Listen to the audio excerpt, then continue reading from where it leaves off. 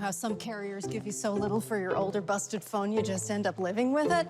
I don't think so. Verizon lets you trade in your broken phone for a shiny new one. You break it, we upgrade it. You dunk it, doggy bone it, slam it, wham it, strawberry jam it, we upgrade it. Get a 5G phone on us with select plans. Every customer, current, new, or business. Because everyone deserves better.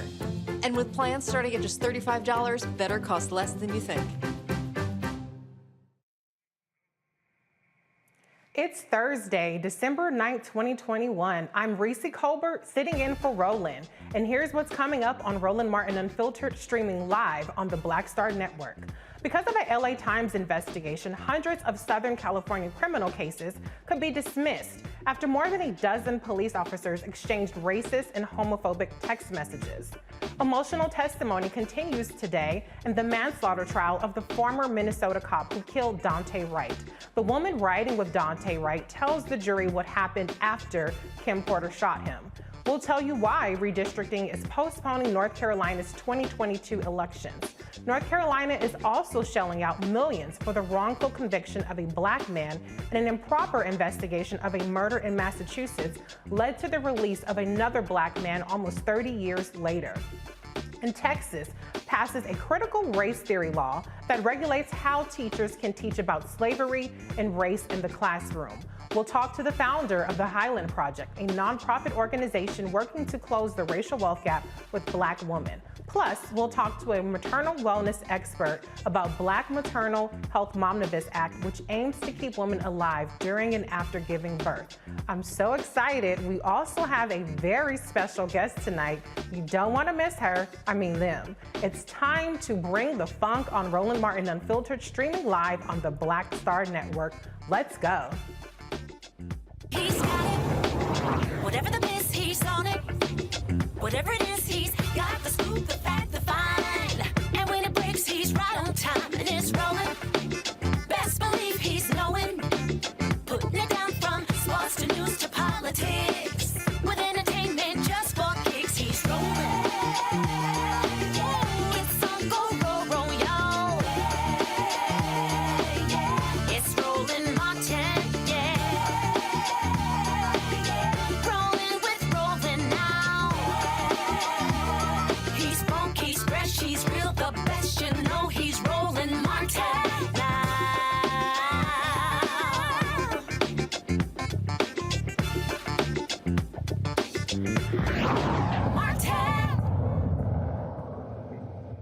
Horrid, racist, and homophobic texts among officers have led to the dismissal of several cases in California, and more could be dismissed. According to the LA Times, current and former officers and recruits of the Torrance Police Department in Los Angeles County traded hateful comments about people of color, particularly Black people and Jewish people, and members of the LGBTQ community. Here are a few examples. We had to fuck her up because we knew he wouldn't. Don't ask me where that lump on her forehead came from, though. Sometimes you have got to do things your own damn self. Always make Torrance great again. Savages. Since 2013, the officers identified by the Times have been involved in at least 7 severe use of force incidents in Torrance and Long Beach, including 3 that ended in the deaths of Black and Latino men. Jasmine Canick, culture critic, joins me now from Los Angeles. Hey, Jasmine, welcome to the show. Hi, Reese. So can you give us a little bit more insight into what's been happening with these police officers? Do you know why, how they were exposed, and how it got to this point to where these cases have been dismissed? So I think the first thing to say is people need to understand that Torrance has a notorious reputation. It was a sundown town. And so for people who don't know what that means, it meant that if you were Black or brown, when the sun went down, you needed to be out of town. And so the police department there, for the most part, still kind of operates like that. And, you know, we always hear about the LAPD and the LA Sheriff's Department, but these smaller police departments in cities like Torrance are just as bad. And so what happened was 2 Torrance police officers were accused of painting swastikas on a car that they were told to tow. And in investigating that is what led to the sort of Pandora's box of all of, you know, the other communications and text messages that have been going back and forth between members of that department. Hold up. Let me hear if I got this right. You said they were painting swastikas on the cars that they were supposed to be towing?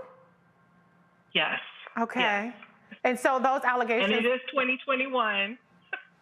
And they're very bored to be doing that. Okay. And so did they find that they were in fact guilty of that, or did it just lead to this Pandora's box, as you said, that uncovered these other allegations?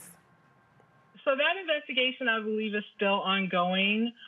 I think we can all make a reasonable assumption after hearing about and reading the text messages that have been traded, not only between the 2 officers involved in allegedly painting the swastikas, but the rest of their colleagues, that the swastikas were probably painted on the car. Right. So what about these officers? Have they been suspended yet? What is their status on the force at this point? So, you know, I'm not really sure what their status is. You know, I talked a lot on social media yesterday about the importance of identifying officers involved in this type of behavior, if for no other reason than they're being paid for with taxpayer dollars, which is public money, right? Mm-hmm. So you weren't doing this on your off time at home in your street clothes, you know, maybe in your own personal car. No, you're doing this in a uniform, in a car that's paid for by the people you are supposed to be looking out for. So anytime you have this type of behavior and it was done on the public's dime, I am a strong proponent of naming those officers. And this is what we talk about when we talk about changing the culture inside of police departments and sheriff's departments, right? And so I tell people all the time, some of them don't like to hear it, but if we keep telling our sons and daughters not to go into law enforcement, these are the people who go into law enforcement. Right. Their sons and daughters go into law enforcement. And so we keep the tradition going on and on. And so as long as that continues and there are no meaningful consequences for this type of behavior. And when I say meaningful, I mean you lose your pension, you lose your job, you can be held criminally liable and civilly liable, right? We know that people really care when you hit them in their pocketbook, right? Mm-hmm. As long as that is not the norm, I think we can expect to continue to see this type of behavior, because unions, between the unions and the laws that are in place, you know, these types of cops oftentimes get protected. And what we see happen is they will get suspended, they will sue the city for reverse discrimination, and then the taxpayers will end up paying them $100,000 for being racist. Right, right. Well, do you know of any protests that have happened to try to, like you said, uncover who the officers are, or to take any action against these particular officers? Well, most of the officers were named in the LA Times report, so there's not really a secret there. I think only 5 weren't named. Okay. But the local chapter of Black Lives Matter here in Los Angeles has been protesting the Torrance Police Department for 3 years, ever since the death of a young Black man in Torrance in 2018. And they, you know, some of the cops involved in this scandal were the cops that were involved in killing him. Right. And so I think a lot of, I think his family and a lot of the members of our local chapter of BLM feel vindicated, right? In knowing that they weren't off base just in terms of the accusations that the officers in Torrance are racist. I think it's really clear that they are. I think a lot more cases are going to be thrown out. I think that not only, charges that the local city attorney may have been bringing, but I think our district attorney, George Gaston, his office is going to be dismissing a lot of charges because these are, again, officers that go to court and sit before the jury, and swear to tell the truth and nothing but the truth. So help me God. Right. And now, we know exactly how they feel, particularly about Black people, but also the LGBTQ community as well. Right. I mean, you mentioned that Black Lives Matter has been protesting, but what has been the response from the LGBTQ community or from the Jewish community since there were text messages found that were disparaging them as well? Have you heard of anything? Well, I'm Black and gay, so, I mean, So you matter.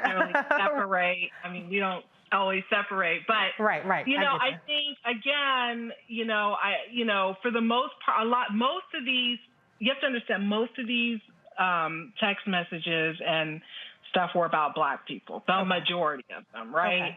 And I know that you put a few of them up on your screen. Those weren't even the worst ones at all. There was one, for example, that had a Christmas tree. What was it? A Christmas tree ornament, a candy cane, and a star on top of the tree, and an enslaved person. And the question was, which one doesn't belong? And the officer wrote, "You don't hang a star." Wow. Right. So, what I always try to remind people is that, when I'm driving in my car, no one knows that I'm a lesbian. Right. But they do know that I'm Black. They know that right away.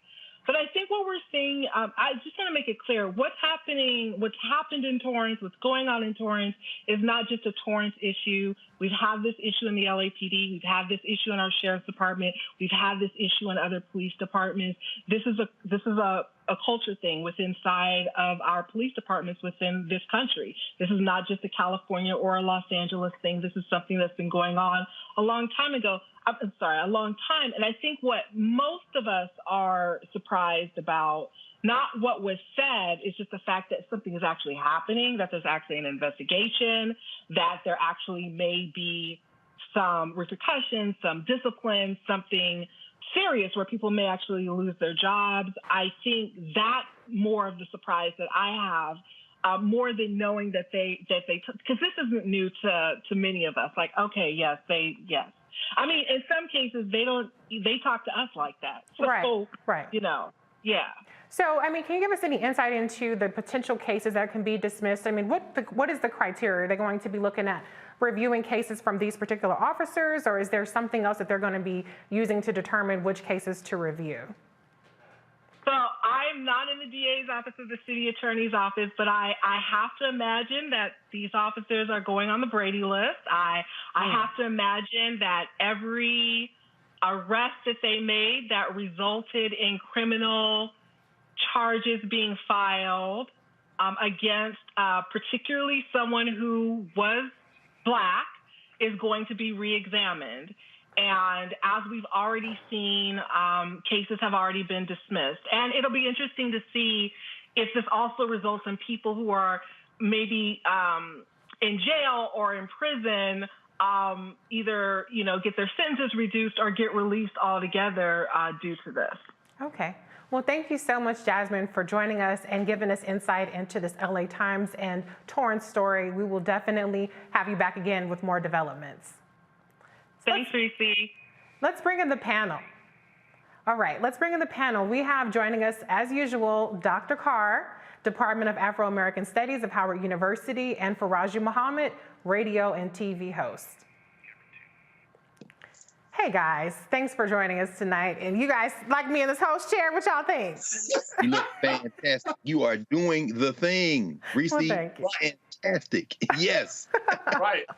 Reese, you looking all serious, not even trying to crack a smile. She just looking all serious, like, oh. Well, I'm cracking a smile right now. I couldn't go without saying, "Hey, look at me now." No question. anyway, sorry, but let's get back serious again. Okay, so let's talk about this story. I'm going to go to you, Dr. Carr, because we always want to hear from you first on this. You know, California is actually supposedly more progressive. They've passed legislation to try to make police officers more accountable. What is your take just on the text messages that are found and the swastika, for goodness sakes? What in the world is going on in Torrance? Police are doing their job, protect and serve. I mean, except not to protect and serve us. You know, it's very interesting. In 1992, after the Rodney King beating, a professor at Stanford University, Cuban-Jamaican sister by the name of Sylvia Winter, wrote a long letter called No Humans Involved. And she talked about the fact that in the LAPD, when they would respond to calls involving Black folk, they would frequently say over the radio, NHI, no humans involved. And she quotes Stephen Jay Gould, the social scientist, who says that, you know, systems of classification direct our thinking and our behavior. So when you label us as falling outside the universe of obligation, in other words, we're not human, whether it be a swastika, whether it be the N-word, whether it be the nooses or the hanging, what you're basically saying is we're not here to protect and serve you. You're not human. There are no humans involved. So I encourage, actually, LA law enforcement to continue doing what they're doing, because this will finally perhaps wake us up to the fact that policing cannot be reformed. They are doing what they were put in place to do. And I think until we understand that reforming really isn't the way. I thought about it finally, looking at Sister Jasmine there, her bookshelf. She had a book behind her, Daughters of the Dust, by the great filmmaker Julie Dash. One of Julie Dash's classmates at UCLA was the great Charles Burdett, the filmmaker Charles Burdett, and Haile Gerima. They called it the LA Rebellion, all those filmmakers. Charles Burdett made a film called The Glass Shield. Remember that? Ice Cube was in it, playing a cop in the sheriff's office out there in LA. Changing the color of the police is not going to change the attitude of the police. This is an attitudinal problem. The police have to be abolished and remade because they are doing what they are supposed to do. I think that's what we have to get through our heads. Abolish the police. No question. Faraji, your response to what Dr. Carr had to say into the Torrance department. I mean, this is an absolute tragedy because when you're talking about, hundreds of cases possibly being jeopardized because of the actions of some officers. I mean, I'm thinking about from the victims of those cases, of those incidents. You know, when we talk about just people letting people out of prison, I'm thinking about the families that have been impacted, the families of the victims, the families of the perpetrator. I'm just thinking about trying to get a better sense of the whole thing. And I totally agree with Dr. Carr. This is an attitude problem. This isn't not. We always talk about, it's training. This is, maybe they didn't know better. These are grown-ass men and women. And these are grown-ass white men at that. They know better, but they don't care. Because as Sister Jasmine said, Torrance is a sundown type of town. That's the culture of the town.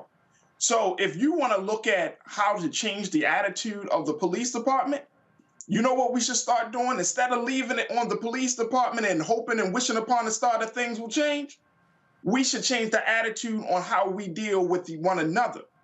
And then that way, once we change the attitude on how we see each other in the Black and brown community, how we interact with one another, when the police come into the presence, they coming in, we know what type of mindset they're in. So if they come in, if they're called in, it's on a situation of no other options were available that we had to bring the police in.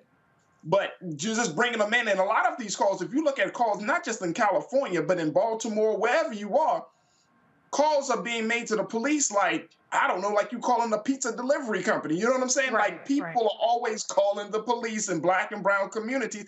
As much as the crazy part, the irony is, we call the police even though we know the police will come there, whip our ass, shoot us, do all types of harm to us.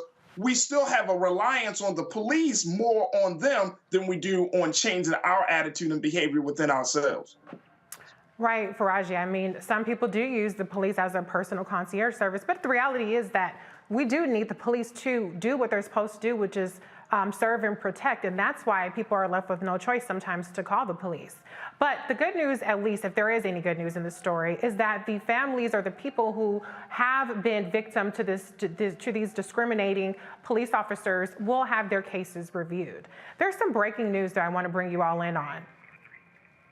The breaking news that we have is that Jussie Smollett has been convicted, has been found guilty on 5 counts. So Kyle Rittenhouse, innocent.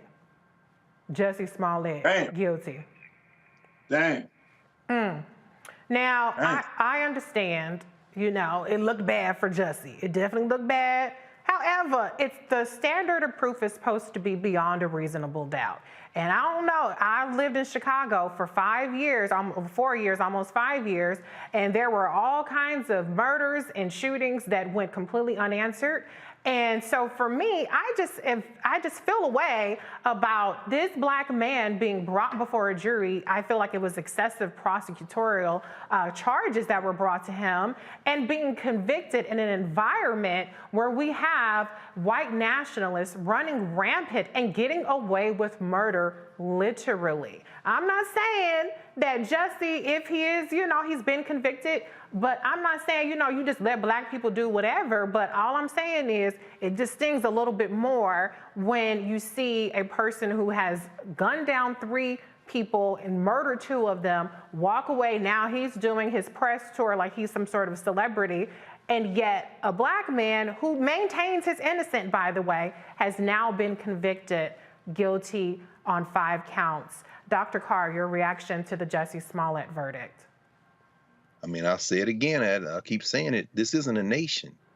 So it happens that the United States of America occupies most of the North American continent, but we're talking about a white nationalist judge and legal system in Kenosha, Wisconsin, a settler colonial bunch of hunter paddle roller cowboys in Southern California, amped up on a field of violence in terms of the idea of law enforcement. And I agree, we do need some form of public safety. I think policing as a concept can't be fixed. Public safety might be the option. But what we see today in Chicago is perhaps the closest we might get to a question of all human beings being involved in deliberating, applying the law to the facts, and letting the chips fall where they may. A black prosecutor, remember Kim Foxx, they expended resources in Chicago. I think the tragedy is that if that had been in the previous story, Southern California, then perhaps Jussie Smollett, who ostensibly engaged in this behavior because of fear as a result of his sexual orientation and having been harassed and threatened, might literally have been a subject of violence at the hands of the police, at least if we take what they were saying out there at their word, and I do at their word. But in Chicago, whatever his motivation was for doing this, if in fact he did indeed do it, it led him to an act of ostensible desperation that has now seen a jury prosecutors, as you say, it may be overreach, or maybe we spent money. We could have been spending money trying to deal with these murders or other things, but we spent money on this, so now we're going to get the guy. And so finally, we will now see what the judge does, because while he might get 3 years, you know, people are saying he might get suspended sentence and public service. So, I mean, perhaps now the verdict will lead to a lesson learned, because hate crimes are a real thing in this country. And we have to be very careful when, you know, if you're desperate like that, bruh, we got to figure out how to surround you, but don't do that, you know. Yeah, I mean, a lot of people obviously rallied to Jussie Smollett's defense when the horrific news came out. I mean, national politicians, celebrities of all course, regular people like us, you know, supported him. I'm gonna stick beside him. I don't care if guilty or not guilty verdict, I'm gonna stick beside him.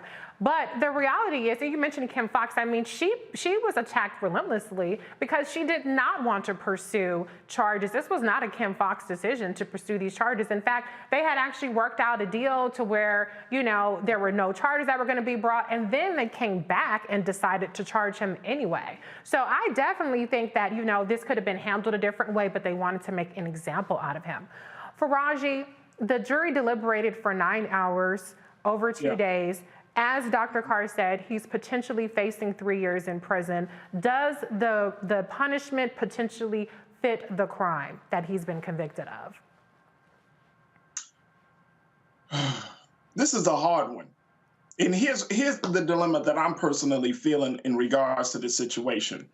The dilemma is, you see a black man, you don't want to see him go to prison, right? It's just that simple. You don't want to see a black man prosecuted for some craziness and some foolishness. But then the other side of the story is, he did this. I mean, he really did do this. Like, he really did set up a situation where he created this whole hoax. He's hired these brothers and the whole nine. He did this. So I think the worst part of it, and Dr. Carter, I think this is one of the big points that you were talking about as well as you, Reese.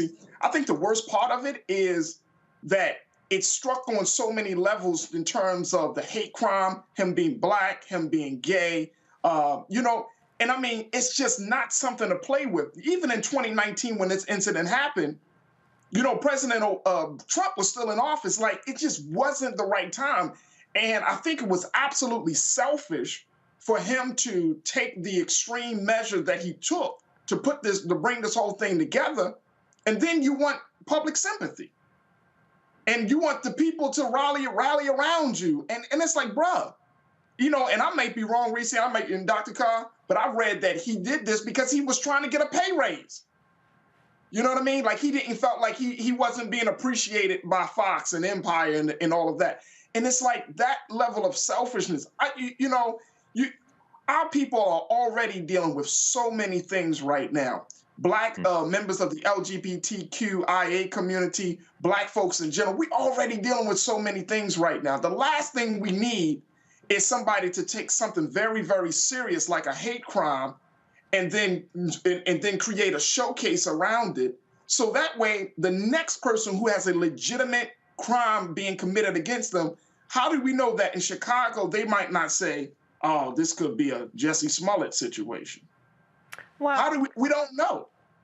We don't know. But that's the risk that we're taking with this. But we know, as black people in America, it takes an excessive and exorbitant amount of trauma to be paraded on video just to be believed in the first place. And so I don't think that Jussie Smollett's, whatever you want to call it, his situation, although if he is in fact guilty, he's been convicted, I'm gonna stick beside him, he's innocent as far as I'm concerned. But even if he did do it, I will say this, the country has moved on from the January 6th insurrection.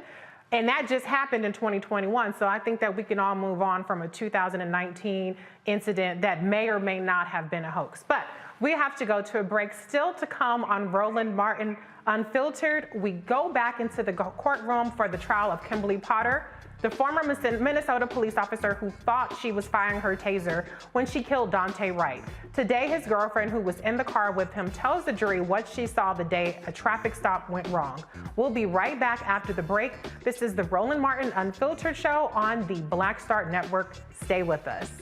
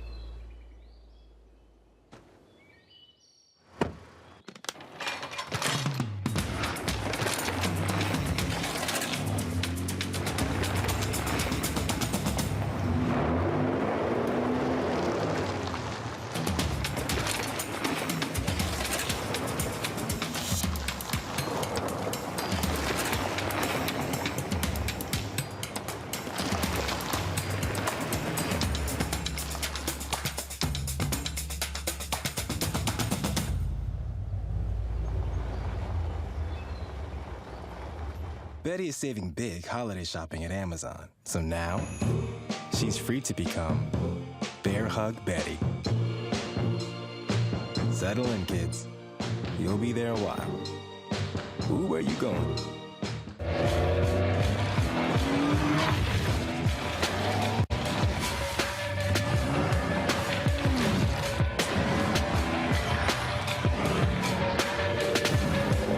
I'm Chrisette Michelle. Hi, I'm Chaley Rose, and you're watching Roland Martin Unfiltered.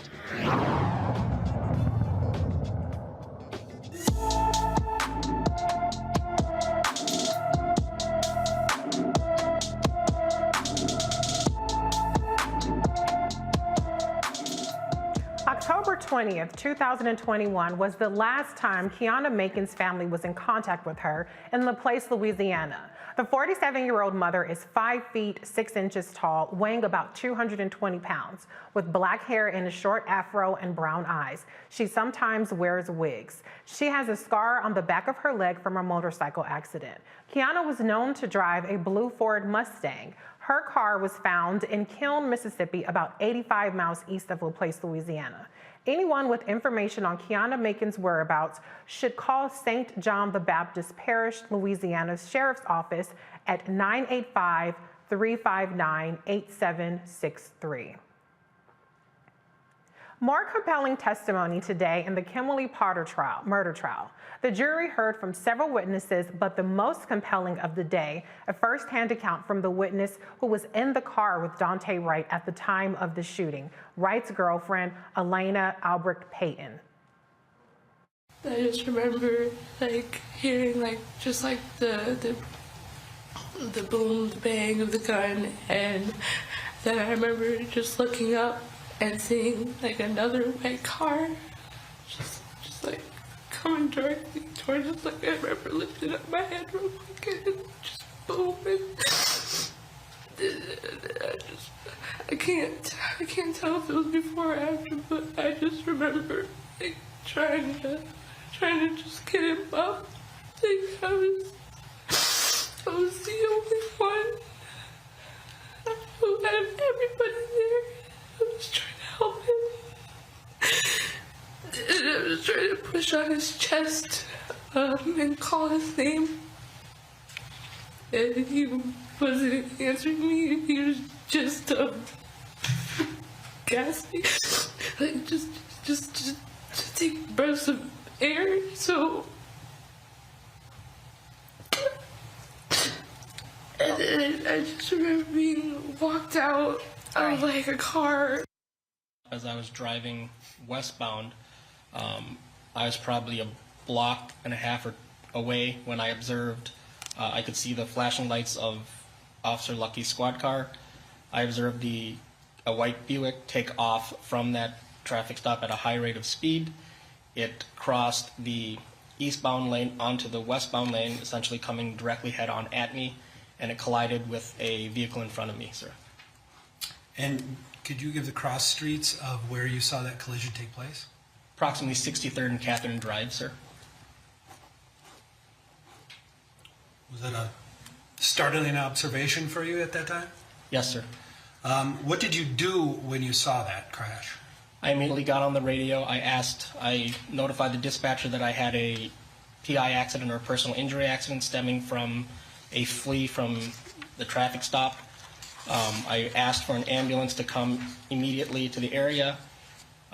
The vehicle, after it hit the car in front of me, the car that it hit went to my left, or basically south, and stopped. The Buick basically hit the car and came to a rest on the corner of 63rd and Catherine in the northwest corner.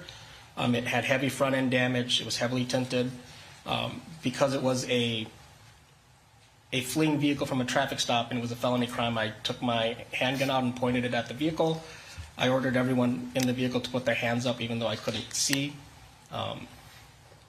I thought that I missed them, but then I was spinning around in the highway, and of course the bags were all inflated, and my husband was moaning, and I ended up in the eastbound lane, and I was surprised that no one was coming to help me. Who was Daunte Wright? Was he the one driving the other car? Yes. And he's the one that hit you head on, pretty much, correct? Right. And you asked if he had insurance, correct? Probably. I don't remember. I have it in the statement. I'm not. Okay. Okay. That's all I have. Thank you, ma'am. Okay. Is there a redirect? Really interesting testimony there. Dr. Carr, you know, what you said earlier, no humans involved, really has, you know, stuck with me through listening through this testimony. A difference with the Daunte Wright trial is that he actually has people to testify, like his girlfriend who was in the car and gave that heart-wrenching, gut-wrenching testimony to humanize him. Do you think that that will have any impact on the trial? And what's your reaction to the things that the testimony you just heard? Well, in the North Star state of Minnesota, where the paterollers run free, like the rest of the country, if past is prelude, it won't have any effect. Because it was only 4 years ago, we all remember Diamond Reynolds. Diamond Reynolds, who, with her 4-year-old daughter in the back seat, was in the car when the pateroller Geronimo Yanez killed Philando Castillo. Right. You know, her testimony elicited great tears too. And they let that white boy, Hispanic, that pateroller, again, the color of the pateroller really doesn't matter. But they let that pateroller go, and one of the jury said, well, he's an honest guy. We went on his word that it was a mistake after he emptied his clip to the tune, I think it was 9 shots into Philando Castillo. So, you know, if past is prelude, then it isn't going to matter. And what we saw there, finally, we see 3 things at work. We see the law, meaning that officer is saying, you know, by the law, I had to draw my weapon because of X, Y, Z. And then you see policy, his training, and the defense of the killer, Kim Potter, is going to be they were following their policy. And then we see, as you just brought up, the humanity involved. Here's this white woman who was harmed by Kim Potter, who shot Daunte Wright, which is why the car hit her.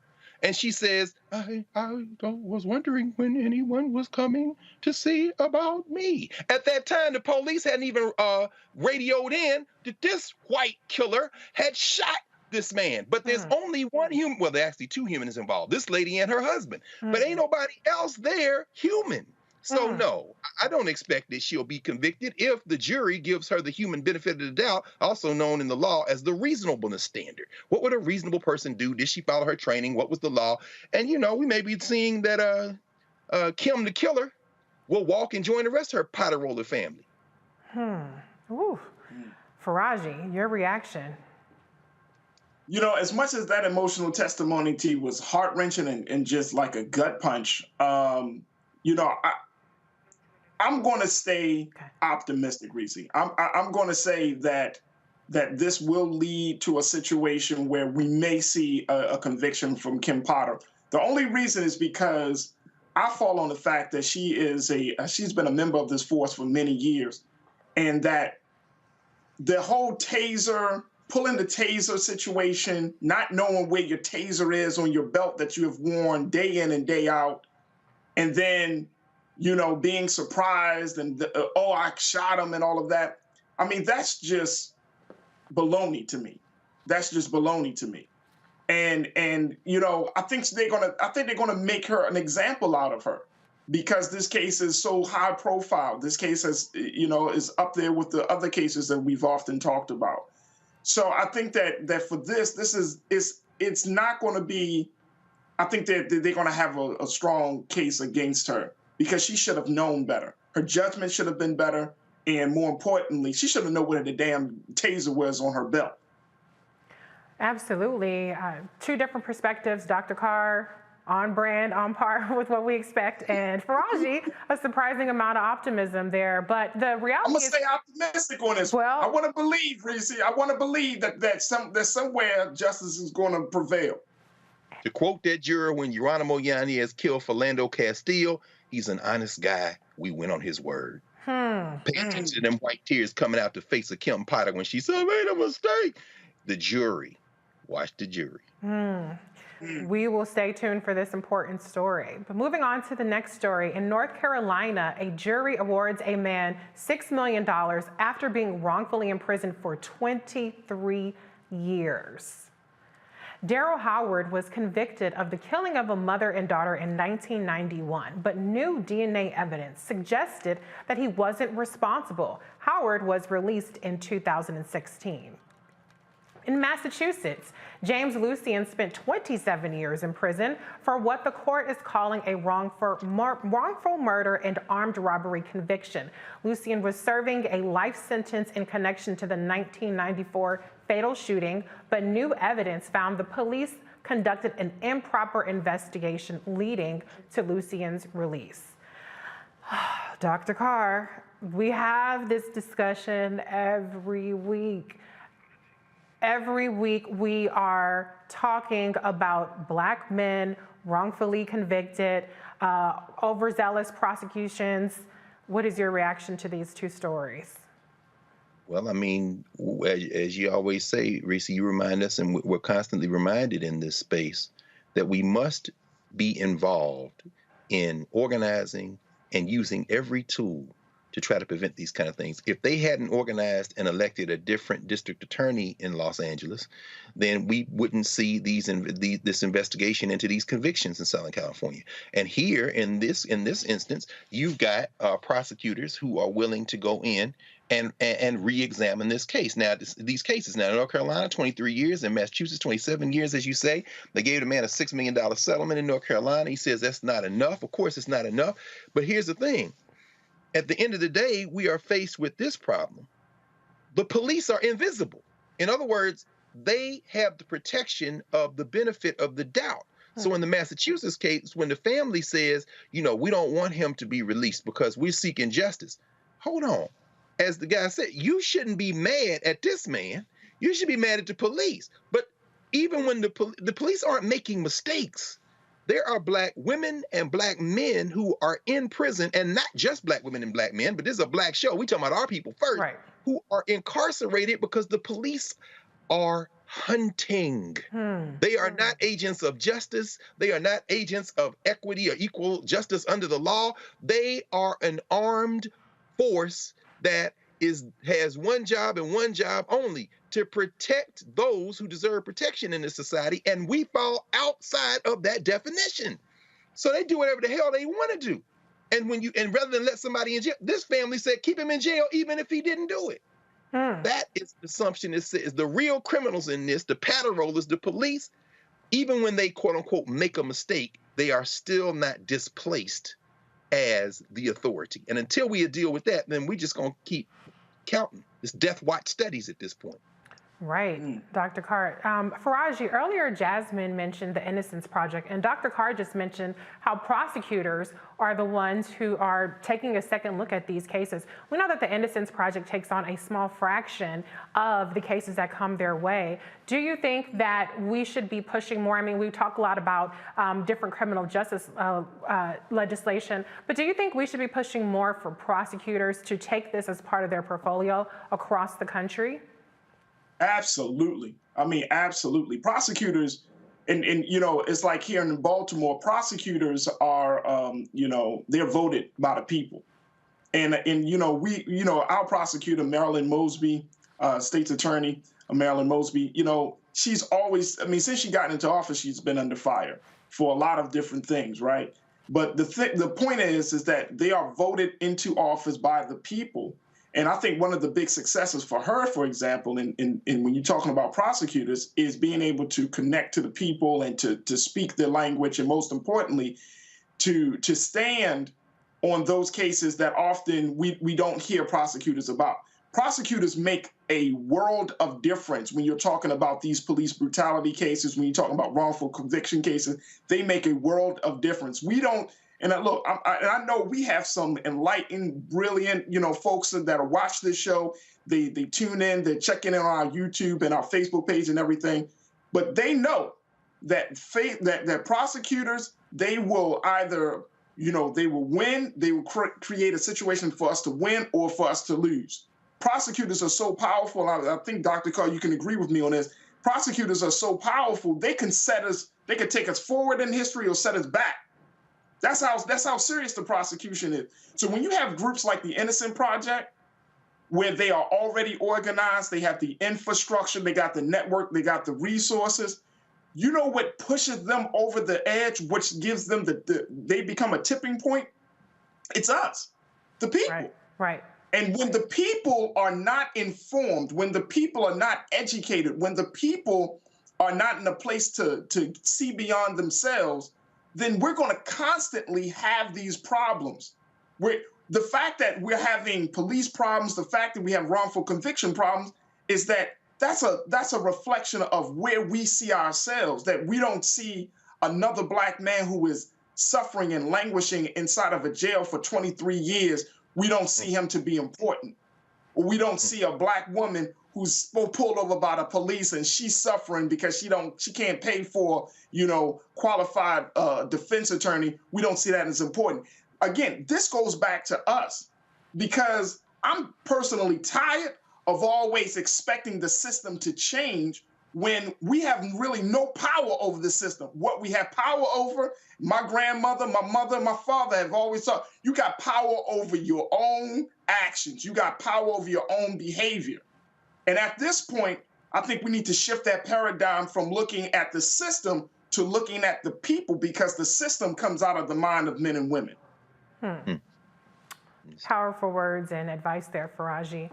We have so much more to come on Roland Martin Unfiltered, and there's one surprise that I can't wait to share with you all. But first, redistricting is forcing one state to postpone its 2022 elections, and the fast-track debt ceiling plan is headed to the president's desk.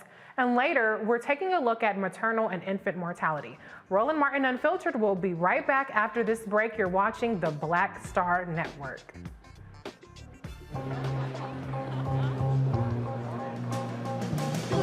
Are the stars out tonight?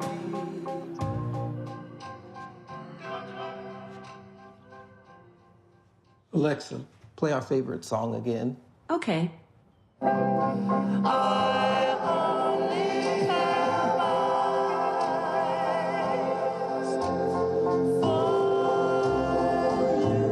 Folks, Black Star Network is here. I'm real revolutionary right now. Support this man, Black Media. He makes sure that our stories are told. Thank you for being the voice of Black America, Roland. Stay Black. I love y'all. All momentum we have now, we have to keep this going. The video looks phenomenal. See, there's a difference between Black Star Network and Black-owned media and something like CNN. You can't be Black-owned media and be scared. It's time to be smart. Bring your eyeballs home. You dig?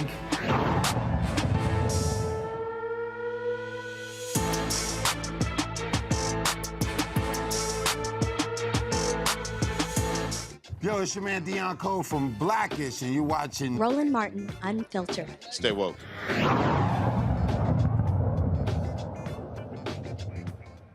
The Senate voted to break a filibuster and advance a fast-track debt limit plan. To meet the 60-vote minimum, Democrats needed Republican support, and they got it, thanks to a deal between Senate Majority Leader Chuck Schumer and Senate Minority Leader Mitch McConnell. The final tally was 64-36. 14 Republican senators crossed the aisle to vote with Democrats. The fast-track process plan would allow Senate Democrats to raise the federal debt limit without help from Republicans. The final vote on the plan hasn't been scheduled yet.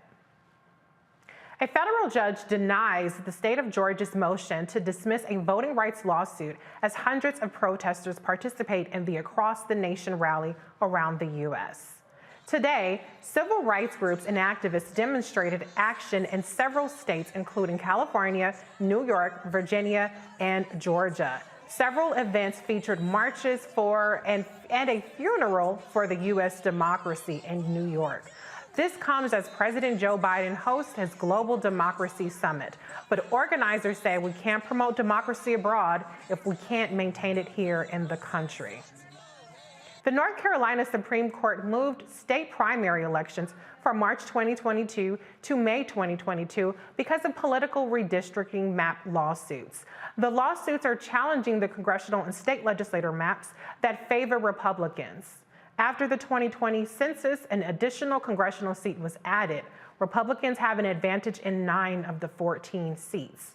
The previous map gave Democrats at least 5 seats. North Carolina has a long history of gerrymandering, and in 2019, a case was heard before the Supreme Court.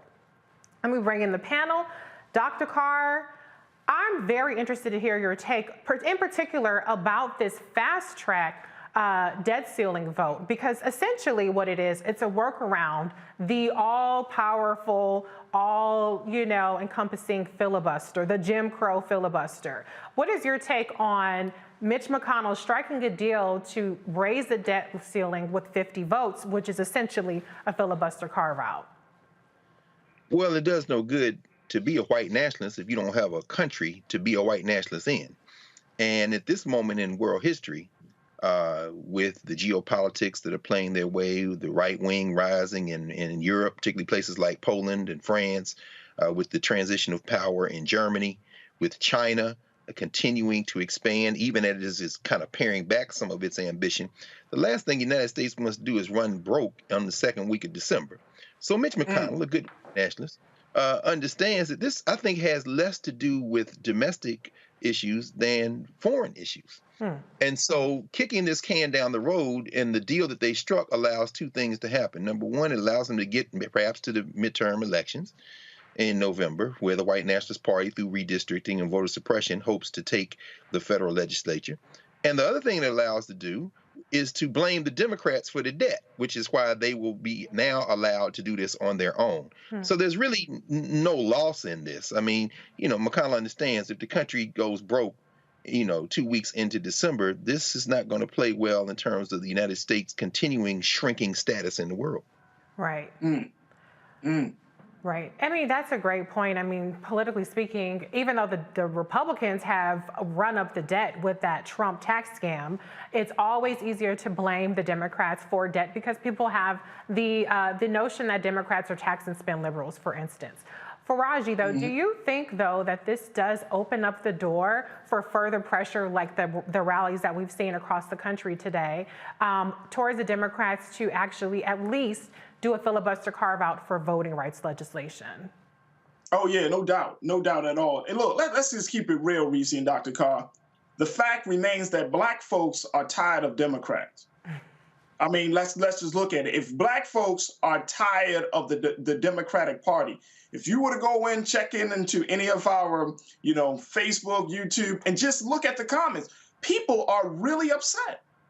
And if we keep playing these games, I mean, look, the redistricting is a major tool. Dr. Carr and Reese, y'all both know that when you can determine the boundaries of a given areas, that shifts the politics game. It just puts it out of proportion because one, redistricting talks about resources to the particular neighborhoods and communities. It's talking about where money is going or how money is allocated. It's talking about the population. So that gives whoever is going to be representing those areas more power. I mean, there's a lot at stake at this. So if we're playing the game, if the Democrats are trying to play this game while the Republicans are trying to gain power, it's two different pages that both of these parties are working on. And guess what? We're going to be the losers. We are when two elephants are rustling and tussling in the jungle, the grass is the one that loses. We're the grass, okay? We are losing. And guess what? And here's the thing, and Dr. Carr, you're talking about Mitch McConnell. This is the part of the American history I don't think that any one of those jokers ever think about, that somebody is going to rise up, that there may be some rebellion and that's going to emerge because people are at a breaking point in this country. That politics is just nothing but a scam. Politics is all about getting your name and getting reelected. Politics, I mean, people are going to say enough and enough. By the time 2024 gets around, I think we're going to see a different electorate. We're going to see different constituents that's going to come out to the polls. It's going to be a different scenario for this country. Even when 2022 around, as much as we talk about the midterms, let's see if people come out to actually vote. Because why? The disappointment, dissatisfaction is at such a high level, it's going to bring about a universal change. And if the people are finally saying, I'm not even going to vote, even though I have voted in the past 10 elections or whatever the case may be, people are going to say enough is enough. I'll watch this thing crumble because what's the point? If my vote is not going to change my reality. So why should I even invest in putting something in the ballot box? And I don't think that's a bad place to be in, because we got to get through a very authentic and honest place to get to the place of where we can finally get some gains from this political system. Ooh, Faraji, okay, you gave a lot to chew on there, so I'm going to try to address. I'm just thinking. I'm just talking to my two favorite panelists. That's all I'm doing. I know, right? I love it. But let me just. I agree with many of the points that you made. I mean, I do think that there is a level of dissatisfaction that's really quite divorced from, if you just look at the metrics, right? Unemployment is at a record low. Even Black unemployment is down. Even Black woman unemployment is down. Inflation is high, which is obviously super alarming, but you look at how much more money people are getting if you have kids. Hundreds of dollars a month per child. And yet the results, the massive infrastructure package that passed, the different stimulus packages, there's a variety of things that have been really positive, but the sentiment is not aligning with the results. And my theory part of that is the way that Black people in particular are targeted with disinformation and misinformation, and with, again, trying to tap into that sentiment of dissatisfaction. And so when you look at a lack of progress on voting rights legislation or on criminal justice legislation, I think that's where the sentiment is kind of getting further and further apart from what the results are. And that's why the discussions that we have on Roland Martin Unfiltered and the Black Star Network are so important, because we do talk about substantive things in addition to the sentiment aspect of politics as it relates to Black people. Okay, so I got all that out. But the reality is that Democrats absolutely have to bring results, and they have to bring results to the Black community on things that we care about. And then you have to message the results, because if you do it and nobody knows about it, then you ain't really gonna get the benefits from it. And so we have to find a way in 2022 to keep the Black electorate engaged, because they're not going to be less Democratic per se, but they might be less engaged, to your point, Faraji. So there are a lot of different challenges that we have, but I mean, Dr. Carr, you always say that, you know, this is, you say a variety of things in particular about how we are kind of unraveling as a nation. But do you think that we can afford to check out of the process, even when we aren't so satisfied with the progress on certain issues that we care about? That's a difficult question, Reese. My friends who would consider themselves revolutionaries and radicals, and sometimes they bristle when I call them cosplay revolutionaries, because I don't see them with the strap in the bush yet, will certainly have to consider the fact that, as you say, Faraji, if we disengage in this process, then it is going to end up in a very different kind of conflict.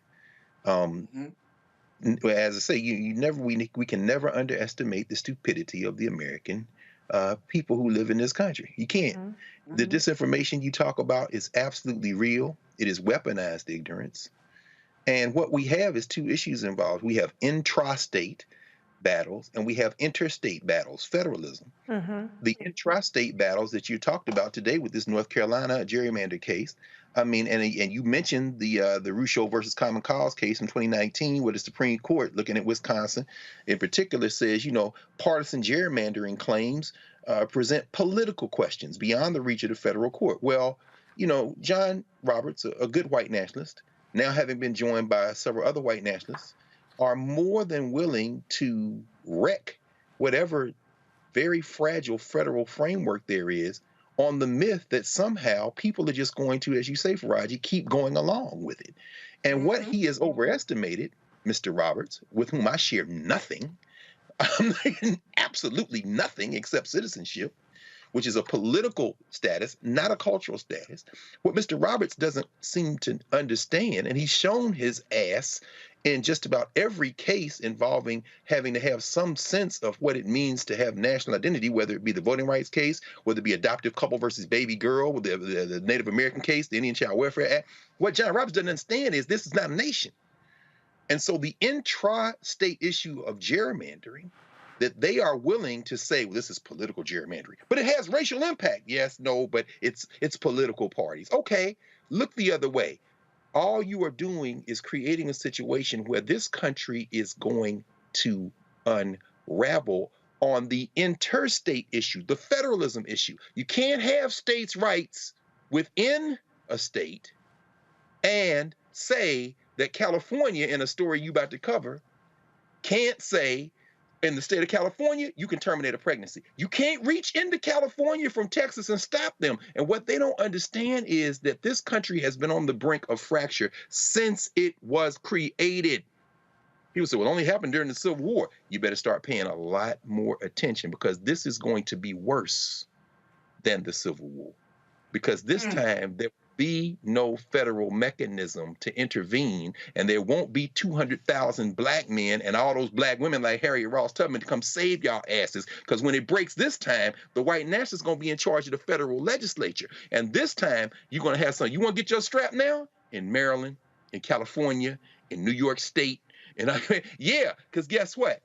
You're going to see war in the streets. This is what you're talking about, Faraji. But people don't think that's real. Just keep on paying attention. So it would probably be better to get in the street and get that right to vote shored up if you don't want the alternative. Because either way, this will be resolved. Well, look, white folks have all the guns, and so I think we got a lot of catching up to do on that end. So I say let's go ahead and stay engaged in this political process, as flawed as it may be. And to your point, Dr. Carr, the state level, if you don't care about nothing else, you need to be worried about what's going on your local and state levels, because as the federalism fractures, we are going to be basically governed differently depending on what state that you live in. That's so exactly right. That's exactly right. And Reese, just real quick, this is why what Brother Cliff Albright and the Black Voters Matters movement is doing is so important. It's really, democracy is being held up by black and brown people of this country. I mean, those of us who have the greatest expectation and hopes are the ones that are keeping this democratic system, quote unquote, alive and well, or at least on its deathbed. You know what I mean? We are resuscitating, constantly giving air and oxygen and blood to a dying system. We are, black and brown people. Because why? We never got not to talk about the 40 acres and a mule, but we never got a true fulfillment, the true experience of being a whole citizen in this country. So what Brother Cliff is doing, and so many others that are on the lines, what they're doing right now is saving America. But white people got to see that. Like, white people got this. If the country, and Dr. Carr, with the picture you just painted, the country is going in that direction. And this is not gloom and doom, but this is just facts. Looking at how history has brought us to this point, and most importantly, how our humanity is crying out against oppressive tactics that are so engaged that we run into in this country. Something has to give. Yeah. Something has to give. And we're holding up the last few pillars. Black men and women and brown, we just sitting there, we hoping like, oh no, it's not gonna fall, it's not gonna fall. But something is going to give. This country is in dire straits right now. And the only way we can get out of it is if you give the people justice and truth, and you humanize us. Otherwise, man, we're gonna go to hell in a flaming pair of trousers. Yeah.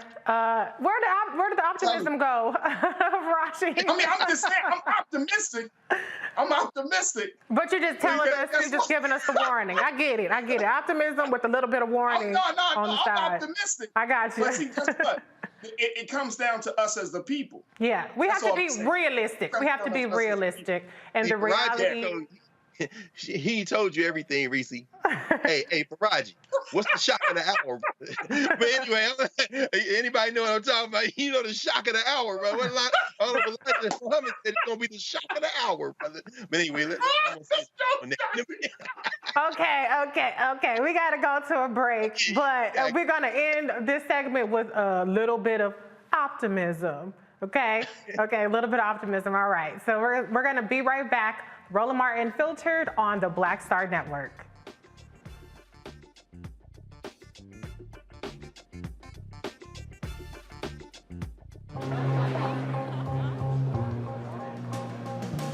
Are the stars out tonight?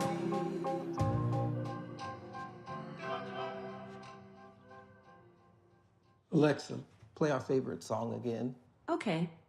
I only have eyes for you.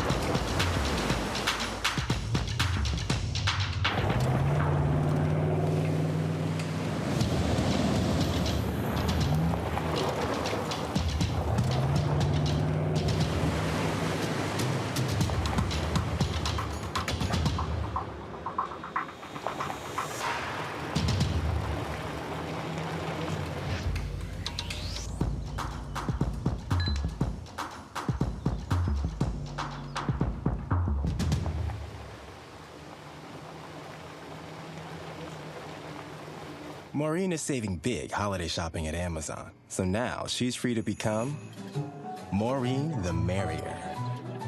Food is her love language, and she really loves her grandson. Like, really loves. Hi, I'm Vivian Green. Hey everybody, this is your man Fred Hammond, and you're watching Roland Martin, my man, Unfiltered. According to the CDC in 2018, Black babies had the highest infant mortality rate among any race, almost 3 times higher than their white counterparts. Among Black babies, there were 10.8 deaths per 1,000 live births, compared to 4.6 white babies per 1,000 live births. When Roland Martin Unfiltered returns, we'll talk about maternal... Okay, I'm sorry. All right, and today we're going to actually be talking to Dr. Vernette Kuntz. She is the founder of My Doula is Black, a doula and childbirth education service, and her newest initiative that will launch in 2022, the Perinatal Wellness Institute, a nonprofit organization that provides evidence-based resources, services, and care for the advancement of Black maternal health from preconception to postpartum. Dr. V serves her communities as a perinatal integrative clinician, educator, birth worker, maternal wellness TV host, and childbirth expert for our bodies, ourselves today. Beyond those accolades, she's also a mom of 7, including a surrogate mother of twins. Thank you so much, Dr. Kuntz, for joining us. Thank you so much for having me. Well, I want to talk to you a little bit today because, as you know, Vice President Kamala Harris on Tuesday actually hosted a full day. It was called the White House Day of Maternal Health Action. And this was the first time it had ever occurred in the White House. And I wanted to talk about it today because Black maternal health and maternal health in general is such a topic that does not get nearly enough coverage. And then when you bring in the alarming and just absolutely tragic and devastating statistics around infant mortality, it gets even more dire. Part of the legislation and the funding in the Build Back Better Act actually provides funding and grants for doulas and midwives. And so can you just talk to us a little bit about how more Black women are seeking out doulas and midwives and how that has in fact proven, like in the case of a North Carolina pilot program, to close the racial disparities between Black maternal mortality and white women dying in childbirth? Of course, yeah. So as you stated earlier, like this is not a new issue that we've been dealing with. It's just now being spotlighted, which we're appreciative of, and we're gaining funding for those programs to provide education and awareness, birth equity, and resources for doula support. And speaking of the doula support, my doula is Black, was started basically just kind of as a call to action in my community, which I'm based in Atlanta, Georgia, and have a really good relationship with the Atlanta Birth Center, which is a birthing center here in Atlanta, Georgia. And so the purpose of that company, if you will, is to bring childbirth education and preparation for parenthood, not only for mothers, but also for fathers, because as you were able to witness on the summit on Tuesday, they had a portion of the panelists, which I thought was a perfect preview into how fathers are affected, but providing that type of education and resource. Mothers, especially BIPOC mothers, are reaching out for doula support, and hospitals are supportive, whether they're in person or virtual. You know, research shows that a woman is a birthing person has a significantly more positive experience and a significantly reduced risk of birth trauma with doula support. Some other things that Black mothers are doing are, you know, community-based outreach programs on the virtual level, right? So they're being more intentional about finding and gaining that community, especially with the pandemic kind of interrupting a huge portion of community support and family support, you know, and me being a recently postpartum mother to my 5th child, he's only 7 months old, and being pregnant during a pandemic is scary. You know, we already show up as Black mothers scared to birth in the healthcare system because it's already set up against us, right? Whether it's lack of education in the maternal mental health setting or lack of resources. And so for us, we come in scared, and we want to make sure that people see us. And usually we go to people that look like us. They're going to kind of be that first choice, you know, and then, you know, going to a white ally provider. So, you know, when we're looking at gaining support as a Black mother, specifically for me as a lived experience and as a doula and childbirth educator, we are looking for the opportunity to have someone advocate for us. When I tell my clients and I work with the women in our community that are birthing as Black women, I tell them, like, you need to find a team, build a team that is going to advocate you in the most vulnerable space that you will ever be in, you know, and so that is creating a culture of not only awareness, but of empowerment. When we take that power back and through education and advocacy, you know, we're able to see great things, and hopefully having the rates of our community decreasing in regards to mortality within the Black community.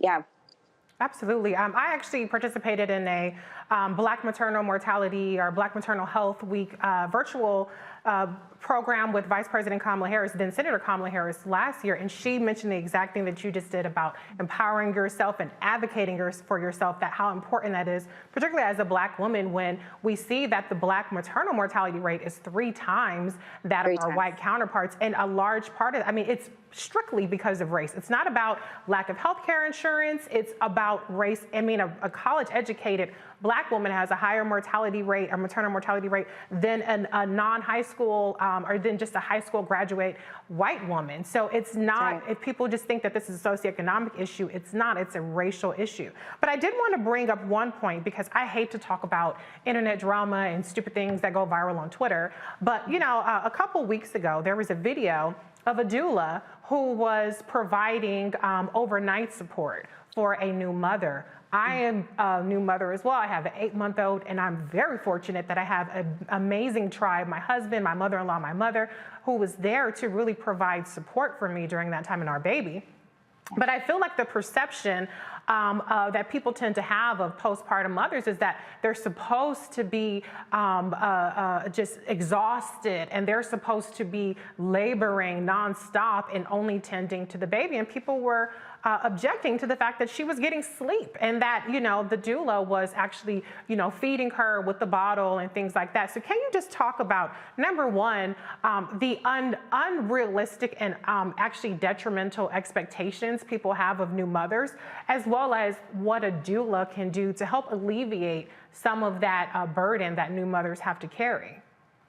Absolutely. So what people typically see, right, when they see a doula is the birth side of a doula, right? She can help for that emotional and physical support during labor and birth, and then shortly after. But there is a support person that provides support in the postpartum phase, right? And so we don't really get to see that in society. That's not necessarily shown. And so in addition to that, we expect moms to just jump back into the groove of things, and that's not always the case, you know. And so we're looking at a postpartum recovery for the mom. And so a postpartum doula, basically, typically what happens is she'll come in and she can do light housework, and she can kind of help with the rhythm of this new baby in, coming earthside. And so when the postpartum doula comes to the house, she can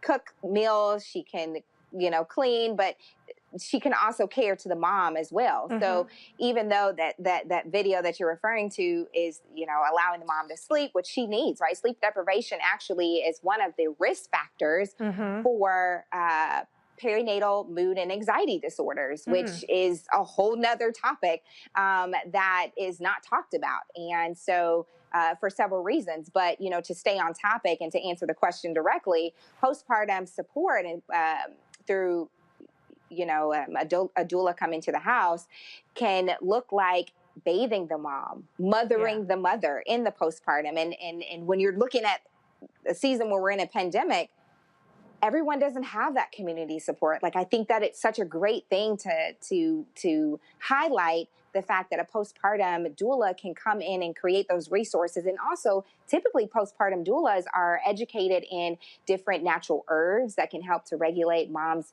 hormonal balances, because you've had a spike in your hormones to get this baby earthside. And so now your body is trying to, self-regulate itself back to kind of this homeostasis. And so we might need some added support with that. And so I think it's a beautiful thing that this video went viral to at least just show a little bit of what reality looks like with a postpartum mom. And then the second question, can you ask that one more time for me, please? Girl, I forgot, but my second question. But you were so spectacular on everything that you said is so important. But the one thing that is so interesting about motherhood too is you're a surrogate mom. Can you tell us a little bit about that experience? Because there's so many definitions of motherhood and what makes you a real mom and this, that, and the other. So can you just lay waste the idea of that, women are not a real mom if they don't carry their own baby, or some people even, have crazy things to say about having in vitro or other, ways of conceiving. What is your thought, or birthing parent? What are your thoughts on that, Kate, that you can share with us?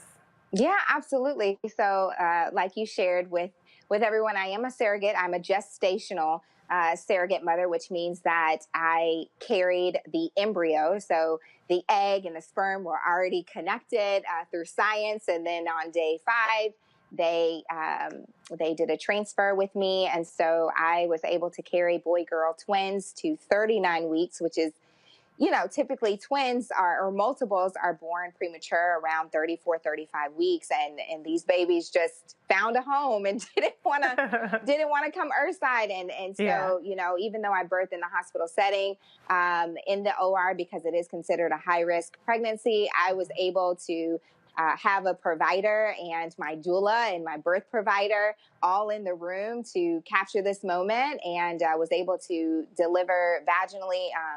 Baby A was head down and baby B was breached. So my provider gently, brought baby down. And so I wasn't, able to be affected in a negative way with having a breech presentation with baby B. But that experience, to be honest with you, I prepared for it. I knew I was called early on to be a surrogate, and I served in that purpose, because when I was 16, I had an abortion, and I make that very clear because, again, that's another taboo topic that we don't talk about. And so my attunement was to serve as a surrogate. And so because I felt like I took life, I wanted to give life twofold, and I was able to do that in 2018. And so what it looked like was finding providers that were in alignment with my wishes, doing prenatal physical activity. Nutrition was a huge portion of it, having a doula that supported me wholeheartedly. And at that time, I made it clear to everyone that was on my team my intentions. And so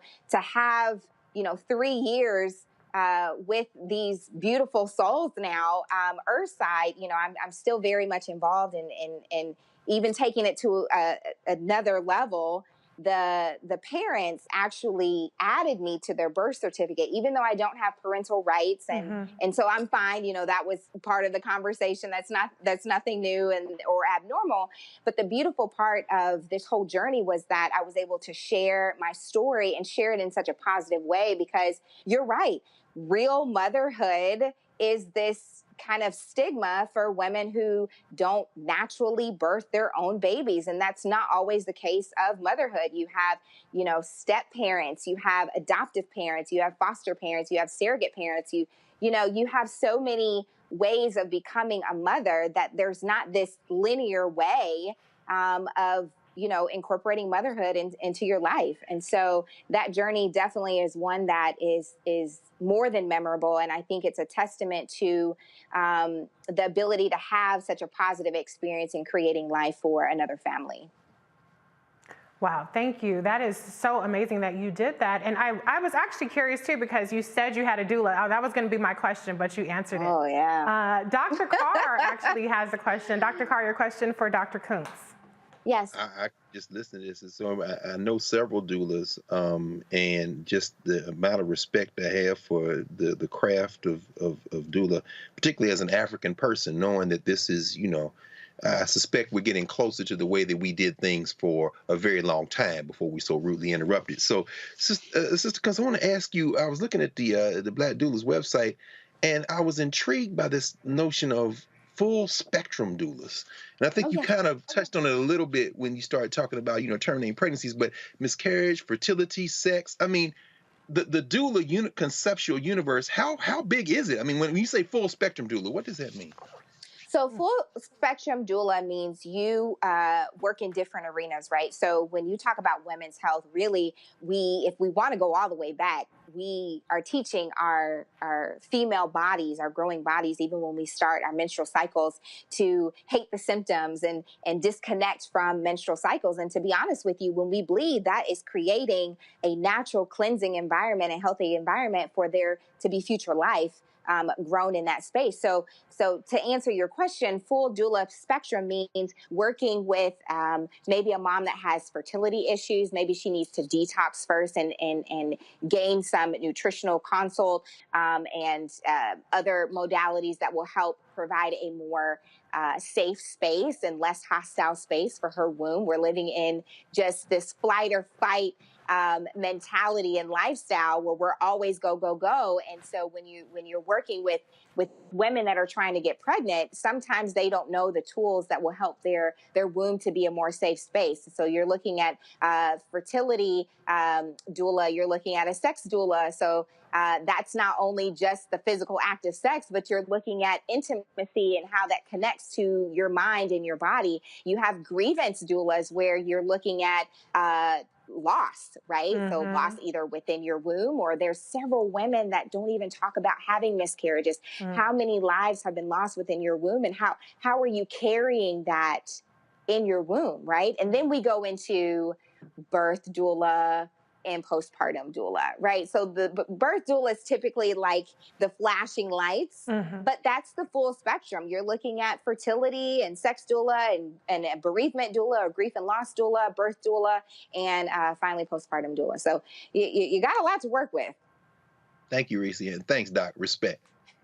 Thank you. Dr. Kuntz, wow, that is amazing. I'd never heard of a bereavement doula, and so many women struggle in private with miscarriages, and just to know that that kind of resources there is so important. We only talk about motherhood and birthing just as though women are mules who just are there to carry babies, and we don't talk about the full spectrum of the emotional aspects of trying to conceive and having a baby, and then the postpartum aspect. Faraji, though, has a question. Faraji, your question for Dr. Kuntz. Yes. Dr. Kuntz, thank you so much for joining us. First and foremost, as a man, I'm just shutting up and I'm just listening, you know? I mean, just enjoying. I'm just going to listen, you know what I mean? So I really appreciate you breaking it down for us so we can all understand. And I know many of our watchers are just thinking this is a great opportunity and segment.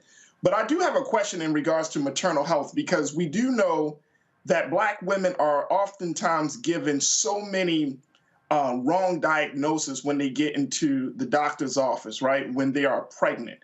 And a lot of times, you know, depending on the woman, she might believe it, or she might go and seek a second or third opinion about, you know, any levels of complications during that great period.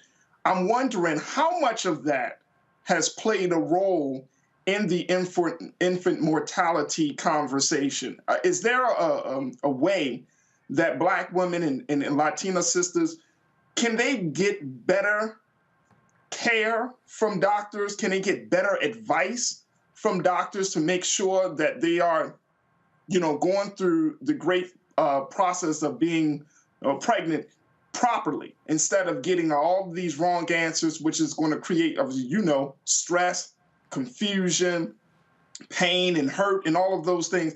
I'm wondering about what can be done about the doctor's advice when they cannot properly diagnose a Black woman's pregnancy. Yeah, sure. No, I think that's a great question. So I have a couple theories, right? So what I tell, you know, my communities is it's the importance of building your birth team, right? So it's not just your provider, your partner, and your doula. Maybe that looks like a dietitian that specializes in prenatal care. Maybe that looks like a prenatal, you know, fitness provider. You have pelvic floor specialists. So, you know, those who have pelvic floor dysfunction, they can go to that type of provider. There's chiropractic care as well. And then also that second opinion, right? So you're having a different vantage point from different specialties that are on your team, right? So I think that having a diversified birthing team on your side and discussing, right? It's kind of that co-management mentality. You can get different perspectives and not just that one linear opinion. The other thing that I would kind of throw in the ring is that, you know, at times it can be challenging, you know, from a clinical standpoint. When you're looking at diagnosing a patient, a lot comes in that. Some people don't present the way that it's textbook presented, you know, in school. And so I'm glad that you asked that question, because there was a Nigerian artist that kind of went viral when he posted on his social media page illustration of a anatomical Black woman carrying a Black baby. And so, you know, it's been reposted thousands and thousands of times. But the reason why is because we don't see Black illustrations in medical books. And so if we don't have Black representation on the educational side, how can we really expect our providers, Black or white or otherwise, to really be able to see how we as Black women present differently than our white counterparts? And so if we're looking at the bird's eye view, it's not just the doctor's fault. And I say that when I work with clients. I'm like, I want to say, right, that your doctor has your best interest at heart. We take an oath when we gain our degree and our board certification that the first thing in the oath is to do no harm, right? Now, it's fair to say that not everybody is on the same page, and there's implicit bias and there's racial disparities. And yes, that is the truth. But also in that truth, on the educational side, all through my clinical education, I rarely, if ever, saw any Black illustration. So you're talking about the presentation of a Black body looking very different than their white counterparts. Sometimes it can be part of the conversation of why there is that misdiagnosis. So it's not always a straightforward diagnosis when you're looking at reproductive health and women health and obstetrics health. And then the other thing that I do want to mention is that when a Black birthing body is going for a second and a third opinion, you know, they should be taking notes, and they should be gaining their medical records so that way, and they have patient rights to gain their medical records so that way everything can be streamlined. Because when mothers or patients in general jump around to different providers and they don't carry their medical records with them, they are at a higher risk of being misdiagnosed, right? So it's a comprehensive thought process when you're looking at misdiagnosis and also having a team that's going to help you create an environment that's going to be in the best interest of mom and baby to reduce maternal mortality rates and therefore infant mortality rates. Dr. Kuntz. Long answer. No, but it was complicated. It was a very comprehensive and insightful answer that we need to hear, particularly, you know, the Black audience. We need to hear more from people like you. So, Dr. Kuntz, please tell the Roland Martin Unfiltered family how to get in contact with you if they're interested to hear more about My Doula is Black and your other initiatives. Yeah, absolutely. So they can follow me on Instagram at Dr. Burnett. I also have My Doula is Black on Instagram, but the main source of information is on my website at drburnett.com. Thank you so much for joining us today, Dr. Kuntz. Thank you for having me. Coming up on Roland Martin Unfiltered, a nonprofit organization is making strides to close the wealth gap of Black women. The founder of the Highland Project will be here to tell us how they're helping Black women advance. But first, the state of Texas is at it again. They have passed a law restricting how educators can teach about slavery. We'll be back after this break. You're watching Roland Martin Unfiltered on the Black Star Network. We'll be right back.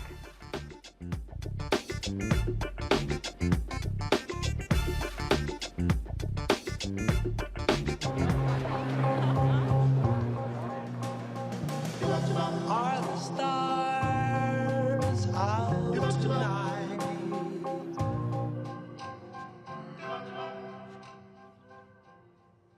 Alexa, play our favorite song again. Okay. I only have eyes for Folks, Black Star Network is here. Oh, no punching! I'm real revolutionary right now. Support this man, Black media. He makes sure that our stories are told.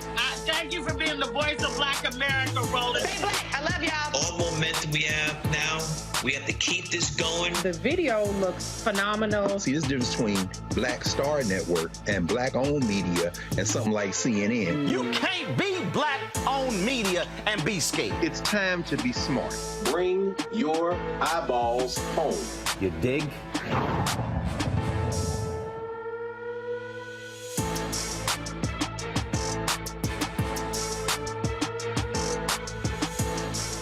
Maureen is saving big holiday shopping at Amazon, so now she's free to become Maureen the Merrier. Food is her love language, and she really loves her grandson. Like, really loves. Hello, everyone. I'm Godfrey, and you're watching Roland Martin Unfiltered, and while he's doing Unfiltered, I'm practicing the wobble.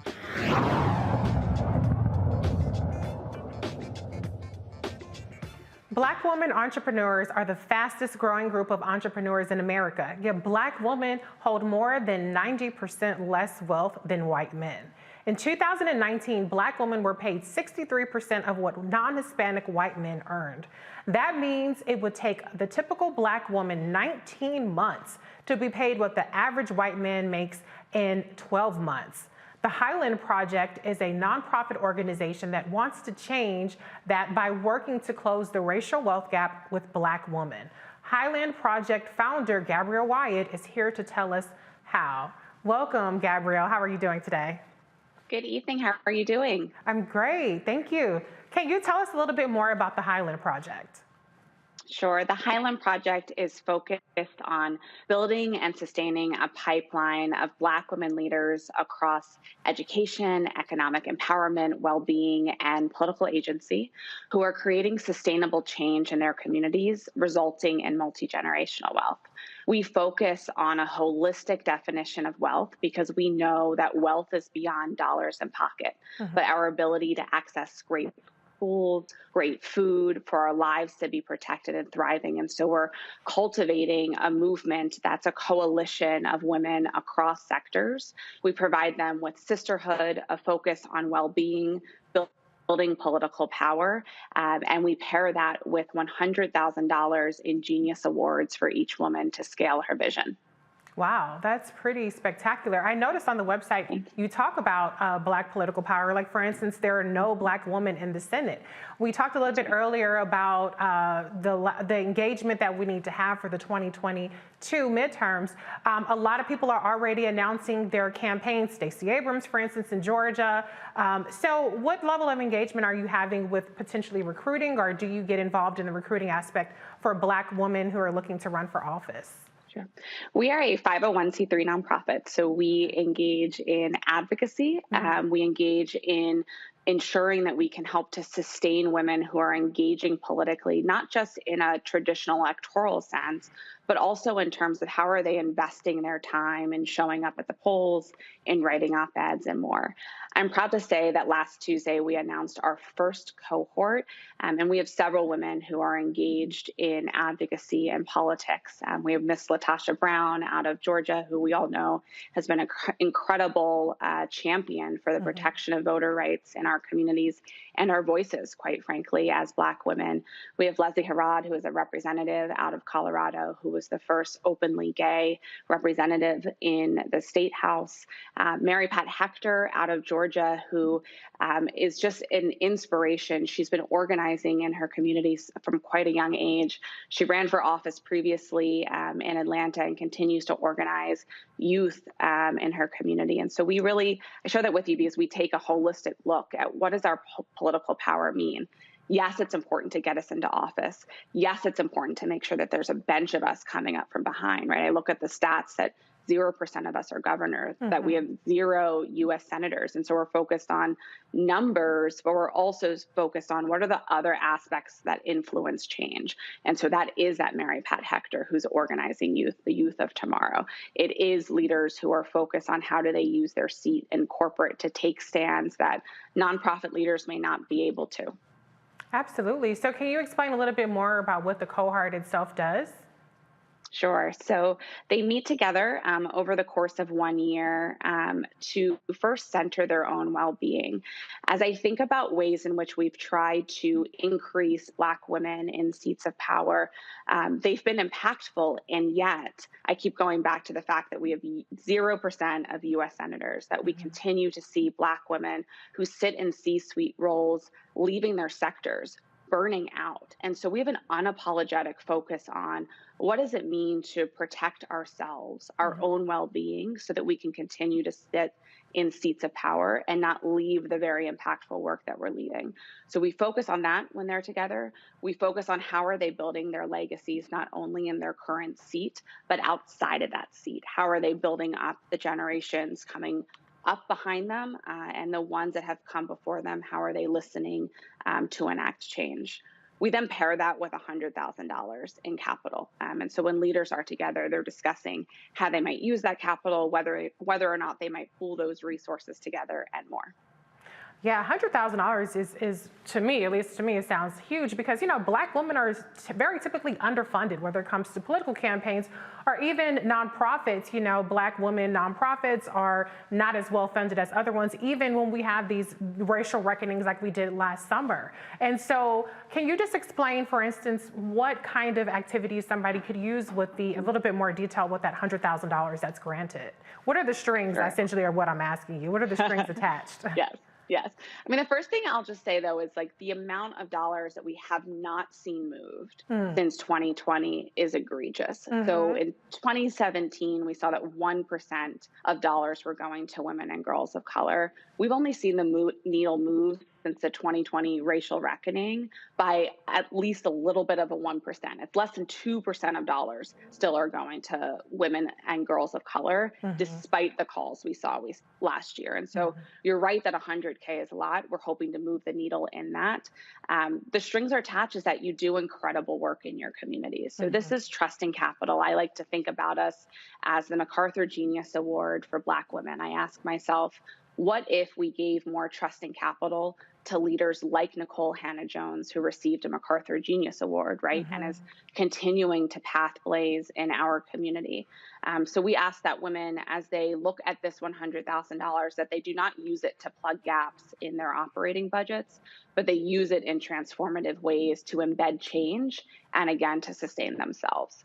So I suspect what you'll see leaders doing is asking what additional initiative or capital or power needs to exist in my community so that my efforts to date can really be sustainable, and what are things that I might want to pilot or test or frankly fail at, because we know we can learn from failure, and yet as Black women, we're never given the capital to experiment, to try new things. And so I think that's what you'll see coming out. You're absolutely right about that. I mean, white men fail up all the time, but with Black people, they want to see their return on investment. And sometimes that return on investment is, like you said, experimenting and getting the latitude to try things that haven't been done before. So Gabrielle, can you tell the viewers how to get in contact with the Highland Project or what they can do if they want to support? Sure. I would not be a nonprofit founder if I didn't say support us by investing directly in our vision. If you invest in us, your dollars go right into our $100,000 Genius Award. So you're investing in the legacy of the women who we partner with. So you can join us. You can invest by following us at Lead Highland on Twitter and Instagram. You can donate to us on our website, which is thehighlandproject.org. You're also able to give us your contact information so that we can figure out other ways to get you involved in our work. Thank you, Gabrielle, and the Highland Project for investing in Black women and tackling this very important cause. Thank you. Thank you so much for having me. We'll be right back. Roland Martin Unfiltered after the break. Thank you. Take care. Happy holidays.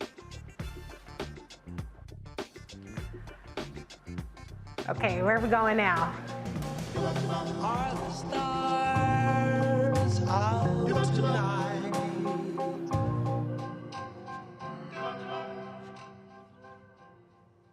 Alexa, play our favorite song again. Okay. I only have eyes for you.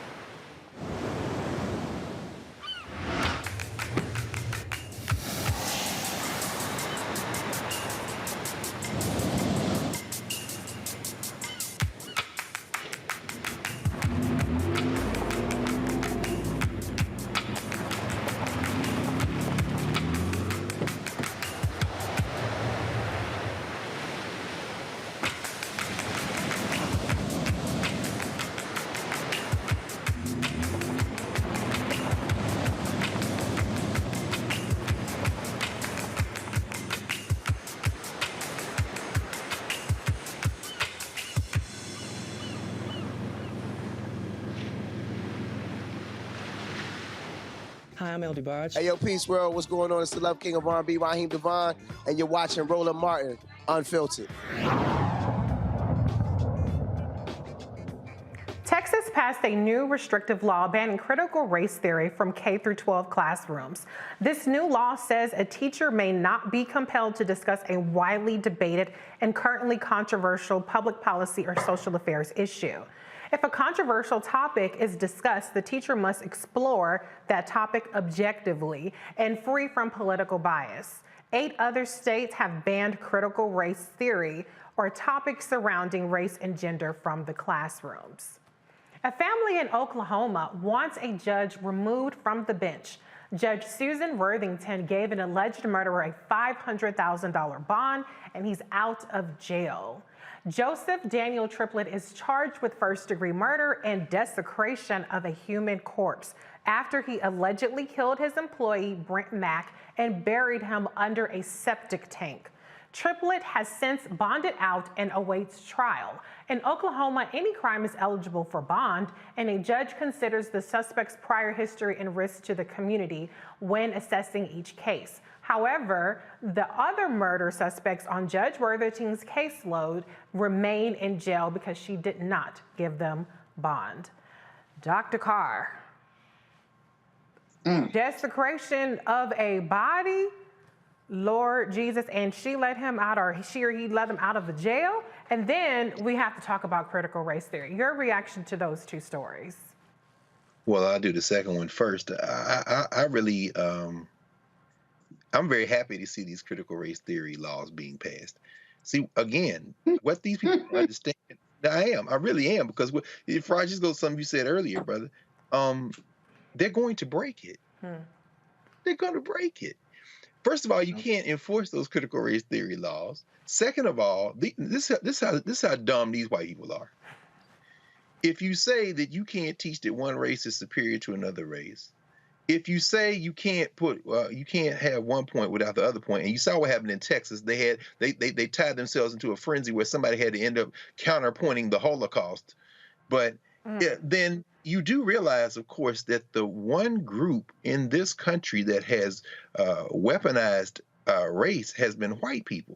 So actually, to enforce the critical race theory laws would require you, in fact, to interrogate whiteness. This is how stupid they are. But I'm enjoying it. But on the first one, though, of course, that's just simple. NHI, there are no humans involved. Wasn't that a black dude? So I don't even know if that counts as, I guess it would count as a body in the same way that perhaps putting a dog under the septic tank would qualify as a body. But there's no humans involved. So this judge had no problem giving him bail. He was, as Doobie Brother said, you don't know me, but I'm your brother. That's basically what he told this white man. You don't know me, your brother. You didn't. It's not like you killed a human. So, go out on bail, and we'll worry about getting you exonerated at trial a little bit later on down the road. Merry Christmas. And Faraji, isn't it amazing how these white nationalists managed to raise $500,000, Kyle Rittenhouse $1 million, and yet you have black people across the country who can't even get out on bail. Kaylee Broader was held in prison for years. Sandra Bland died in jail because of bond or bail. What is your reaction to this? I mean, I think it's very simple. We have been pushing this this idea for quite some time, ever since I've been a part of the show. The reason that we see white nationalists do it is because of one simple principle. They know how to organize. It's just that simple. They know how to organize. There are white nationalist communities that exist in this country. Both of you know that, you know what I mean? Whether you're talking about the hills of Montana or some other part of the country, white nationalist neighborhoods, white nationalist communities. They have white nationalist stores. They have schools and the whole nine. So they have organized, they have used their critical thinking skills and say, okay, we're going to disconnect ourselves from this governmental structure, and we're going to create our own government. And so, we do have to look at that and say, okay, is that something that black people need to do at this point? And I think when you were talking about the whole piece around critical race theory, look, let me just break it down very simply. If this country deny its role in the transatlantic slave trade, if this country denies the history of its own origin, guess who's going to reap the consequences of that denial? This country. Leadership. Exactly. State leaders. They're going to reap this. Now, look, let me just tell you, and Dr. Carr, I think you can attest to this. If you don't teach a people, whether you're talking about white or black, if you don't teach people real history, and you teach children, let's look at the babies. You teach children this very filtered, whitewash, sanitized view of history that speaks to the noble attempts of the slave master to free and to rescue the black savages of Africa. If you teach white babies that, and then you think you're going to bring them up, now look at this, you're teaching that, while at the same time the country is becoming more diverse, the same time black people are becoming more aware, you are setting your people up for failure. They're going to run up against the wall of time and run up against the wall of change, and they're going to get their back broke.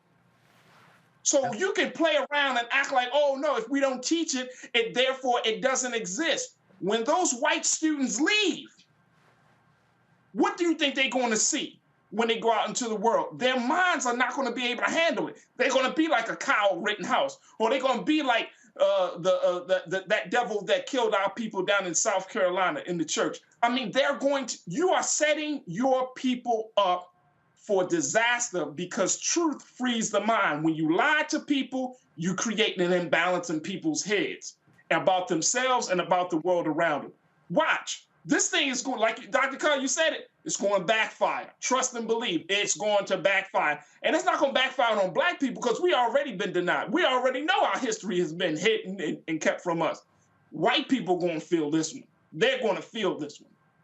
Yeah. Well, make no mistake about it, these CRT laws, which is a pretext really for entrenching white nationalism into the curriculum, are not actually changing CRT, because it was never taught at K through 12. But I think what's important is that we know, particularly black people, as you point out, Faraz, you know that the onus is going to be on us that much more to make sure that our history is taught, and we cannot leave it up to the school system to do that. After the break, I have a special surprise for you. I've been teasing it all night. The Roland Martin Unfiltered family is going to want to see this right after the break on the Black Star Network. Betty is saving big holiday shopping at Amazon. So now, she's free to become Bear Hug Betty. Settle in, kids. You'll be there a while. Ooh, where you going? Y'all know who Roland Martin is. He got the ascot on, he do the news. It's fancy news. Keep it rolling. Right here.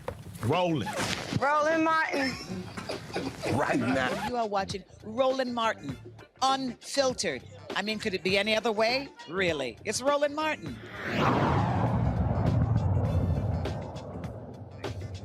All right, y'all. Let me give you a spoiler alert. It's not Vice President Kamala Harris. I ain't got that kind of pull to have Vice President Kamala Harris on the Roland Martin Unfiltered show this short a notice, maybe sometime in the future, but it is one of my favorite people and one of your favorite people. I could give a long, drawn-out explanation, but without further ado, welcome back for the first time to the Roland Martin Unfiltered show on the Black Star Network, Erica Savage Wilson. Hey, girl! Hey, boo. Hey, Reese. Hey, G. Okay, I'm gonna get the panel the time to say, hey, go ahead, everybody, get it out. Yes, that was chef's kiss. That was so beautiful. E, what's up? What's going on, G? Hi, Faraj. I haven't met you, but I've been watching you. Good to see you. I'm just glad to be here. And to the RMU production team, I love you all. You all have no idea how awesome that production crew is. The folks that work behind the scenes, they're also in front of the scenes as well. They are absolutely amazing. So much love to the RMU production crew and to our big brother, Roland. Yes, Roland. The only thing missing is Roland. I'm sorry, Roland, if I stole your thunder, but I was like, I can't be on the Roland Martin Unfiltered show and be in this host chair without checking in with my sis, my girl, Erica. Erica, you look as beautiful, as amazing. I want you to tell the audience about what you're up to now. You've been produced our publishing medium pieces, as well as back in the swing of things with some IG Lives and some newsletters. So please let the audience know what you're up to. Thank you so much, Reese. And y'all, first of all, y'all please light up social media with how awesome Reese has done it in the guest chair. It's been great all week. But of course, I'm always partial to the Thursday VIP panel, as we dubbed it almost 2 years ago. Yes. Always partial. So please light up social media, letting everybody, the whole world, know how awesome our good sis Reese Colbert Black Women Views is. A follow you must have. I'm healing. That is probably one of the best ways that I can put it. And my healing is coming through really just enjoying being outside of the other side of what I was engaged in, which was pretty much work 24/7. What I have been up to as of late is definitely a bunch of appointments still, but doing, as Reese noted, writings. I'm working on a piece now that I'm going to be sending out, hoping that it will be pitched. So USA Today, Blabbity, all of y'all look up. I'm going to be sending this piece to you all. Also, I definitely, as Reese said, I did one Facebook and IG Live just last month to let everyone know that I'm, healing. I'm still here, but I'm taking that very, very seriously.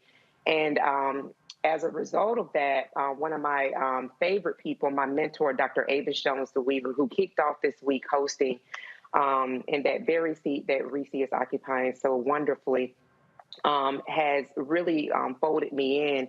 And I will be launching another podcast, January of 2022. This will be focused on what I'm working and what I've been really moving through my healing, which is the reframed brain. That is going to be the name of the podcast, the reframed brain. And what I have learned through this brain injury and through a myriad of other injuries that I've endured is that the thing that we are all connected by is this global pandemic trauma, that we are not to take lightly what we have been experiencing this pandemic, not just COVID-19 in and of itself, but the anxiety, the insomnia, the stressors, the worry. Reese talked about having a baby during the pandemic and the joy that she would have with having that room filled with friends and families and well wishes that was significantly reduced to her husband and her mother-in-law and her mother. There has been a real social impact that we are going to be experiencing here this next wave in 2022 and beyond. And so no one has to have a brain injury to understand that brain health is so very important. And so the Reframe Brain is really going to be bringing to the audience, not just letting you know that I'm a brain injury champion, but how we are all very much so included and connected by the trauma that we have experienced through this pandemic. And I want for people to be able to live a more intentional life, understanding that there's some things that you just don't have to endure. Ooh, preaching. This is why we love you so much, Erica, the reframed brain. I love that. In your Medium piece, you talked about the new Erica. We love the new Erica, the old Erica, but for people who want to know what's different now, like you said, you're healing, and that's a process, that's an iterative process. It's not a straight line. Give people a little bit of insight into parts of what you can share of the new Erica. Sure. I really appreciate the question. It is definitely ongoing. And this is not a downer. This is just very real. The unseen part of what I'm experiencing is that people see me and they see Erica.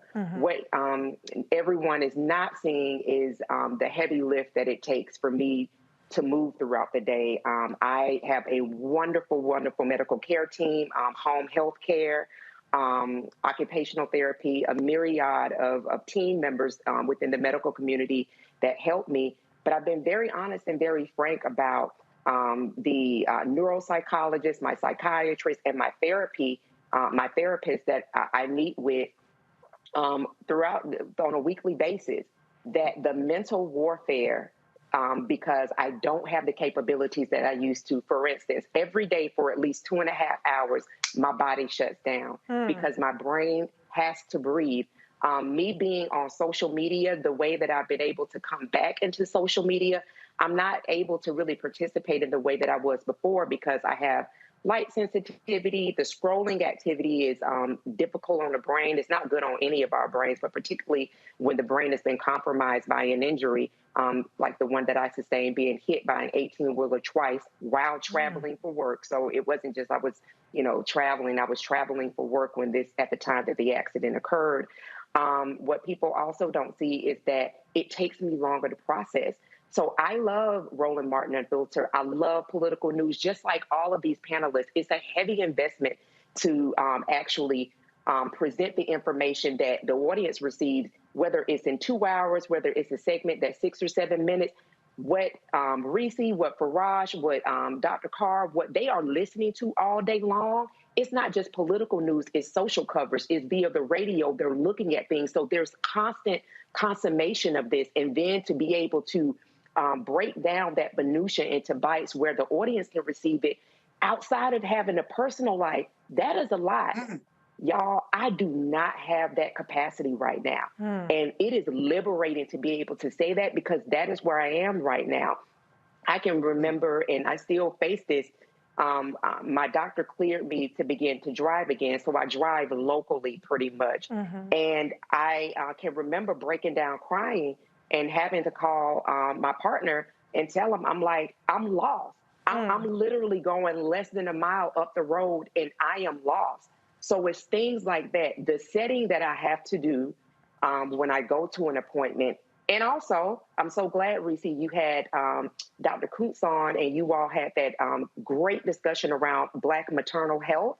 When you think about what the expectation is for a woman, for a person, after they have given birth, after they have gone through a traumatic process, which birth is, it's not that easy. There is that whole snapback term, which I greatly despise. There is no snapback. I hate it too, sis. There is no snapping back. There is a hold adjustment because something is died, just like the way that we were in 2019 is no longer. That is the former. This is the new. How do I make that adjustment? Mind, body, and spirit. And so for Erica, these AirPods that I have in, this is my number one safety dynamic. If I do engage in the public, I have these on, right? Because it keeps me safe. I know that people aren't going to run up to me because I can't handle a bunch of humans at one time, no more than about 3 or 4 at one time. And then I'm also very aware of where I am, the exit, how long I'm going to be there, and then what my next stop, which is usually home. So there is a lot of rerouting that has happened. The capacity to do laundry and things like that, I celebrate it because I'm able to do those things, but it's very, very concentrated and very strategic the way that I do that. So what people don't see with unseen injuries is the mental and then the emotional preparation. I'm a big holiday person. Everybody who knows me knows that I love Thanksgiving and Christmas. I literally had a mental crisis breaking things because it was just me and my partner at home. I couldn't tolerate being around my family because I still can't tolerate traveling outside of about a 10, 15-mile radius. Those are the type of limitations that I am accepting in my present, understanding that things will improve in my future, but I have to accept it now because that's just where your girl is at. And it does not mean that I was not born and created to fly. I've done it. I'm going to do it in a much higher and different way. However, at the moment, with a brain injury, PTSD, anxiety, depression, and insomnia, which is mad crazy, I have, with my plants and with my family support and support of my good sis Reese and just so many people who have really, really just kind of held me up, I have been able to manage. And I also want to mention as well, I talked about in my medium piece, the suicide attempt. It's very real. It happens to Black folks. It happened to Black people that believe in Jesus. It does not mean you're not a believer. It doesn't mean that you're a person of faith. It means that your response to literally grieving your own death, or as I talked about with the pandemic, grieving what we were before, and where we are now, and the constant reminders about social distancing and wearing masks, and the anxiety that we feel about going outside into different areas, or those that are having to return to in-office settings is real. And so the thoughts, those things that we can ideate on that say, this is it no longer, is very, very real. Having support that literally says, I'm making space for you to grieve what was, what is to come, what is now, is very, very important. And it does not mean that we are somehow not normal, as people would say. I don't even know what that means now, but it does mean that we are human and that there's another well of empathy that we must introduce into our own personal lives. Wow. Erica, you are extraordinary. And sharing that, I want people to I just thank you so much for that transparency, because we have to expand the expectations that we put on Black women. Black women need to heal, whether it's from a traumatic brain injury, as what you're doing with people, or Black women, men, people across the world are really suffering in this pandemic for a lot of reasons. And so your story and this Reframed Brain podcast that you are going to be doing is going to be just a blessing to so many people. I want to be respectful of your time, but I know that I cannot end this segment without going to our big bro, Dr. Carr. Dr. Carr, I want to hand the mic over to you to talk to Erica for a moment. I need to clear my throat, because what we just witnessed, first of all, Reese, thank you. This is, if Roland was sitting there, he probably would have had that picture. He probably got that picture, that dude somewhere around there. Oh, God, no, don't do that. I'm saying, if Roland, you know what he would have done, Erica. But I'm just saying, but no, thank you, Reese. Erica, I'm so glad to see you. I love you. And what you just did, oh my God, what you just did for all of us, for me, for everybody watching, for everybody who will watch, I just want to say to you, thank you, not only for your witness, your strength, your, you say, you're working and sailing in a different way and soaring in a different way. And for those of us who have experienced you and will continue to love and experience you and surround you, I just want to say thank you, because that was more than a word. That was more than a witness. That was a roadmap. There are a lot of people suffering. All of us are suffering. And what you did, I'm going to play that for some folks. I'm going to watch it again, Bobby. But I'm going to stop talking right now, because I'm choking up thinking about it. Thank you, Reese. I love you, Erica. Faraji. I love you, Dr. Carr. Oh, no, sorry. Go ahead, Erica. Your response.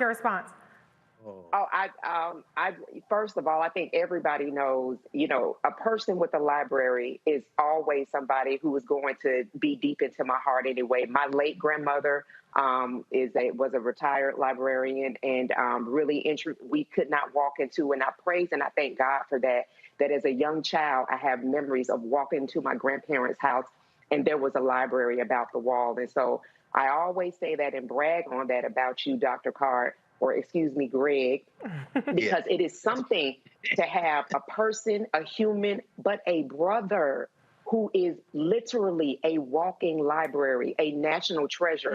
I would say, not just in our community, in that Howard University is so blessed to have him, but literally in our nation, that the information that this audience gets, is privy to every Thursday.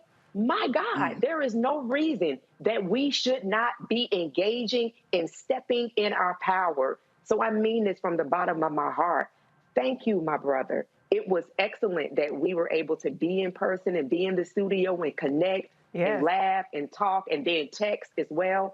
But to be able to experience a Greg Carr, who is a mind, you all have to join him on Saturdays on YouTube with Karen Hunter, In Class with Carr.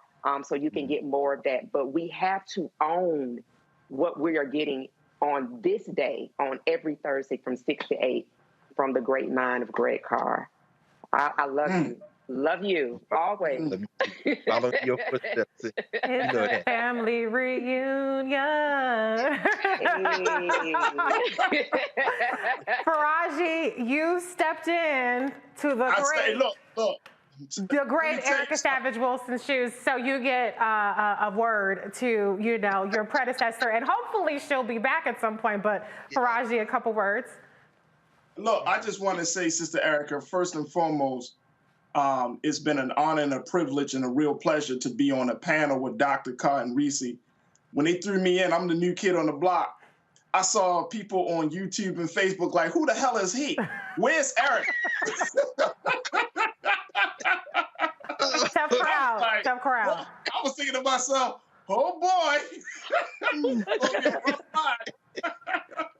Oh, God. No, I'm going to be honest with you, sir.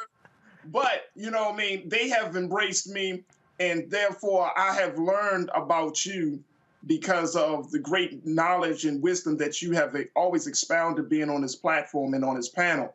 So I'm really just, I'm just humbled because of who you are. But more importantly, I'm truly, truly touched, Sister Erica, by your story. And I'm looking at our watchers on YouTube, joining them in the chat. I mean, we got hearts going everywhere, people saying, and I just want to be a conduit, a vessel for you. They are saying they love you. I mean, they love you. When I say they love you, I mean, the hearts are filling up. People are saying that Erica is my best friend. This sister is always bringing it. They said your story. I want to share this with you. They're saying that your story. Look, Banana said no one can fill Erica's shoes. All right, Banana, there we go. Go ahead, keep it moving.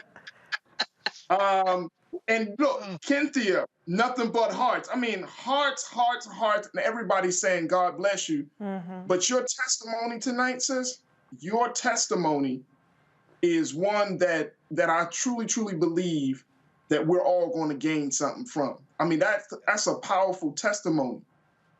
And, I loved how you framed it. Whether you are a believer in Jesus or not doesn't mean that you don't go through no trials and and challenges. And that right there stuck for me, and it resonated with me because, so many of us, especially, my wife and I, we have these conversations. She's like, I hate when people say Black women are strong. She said, because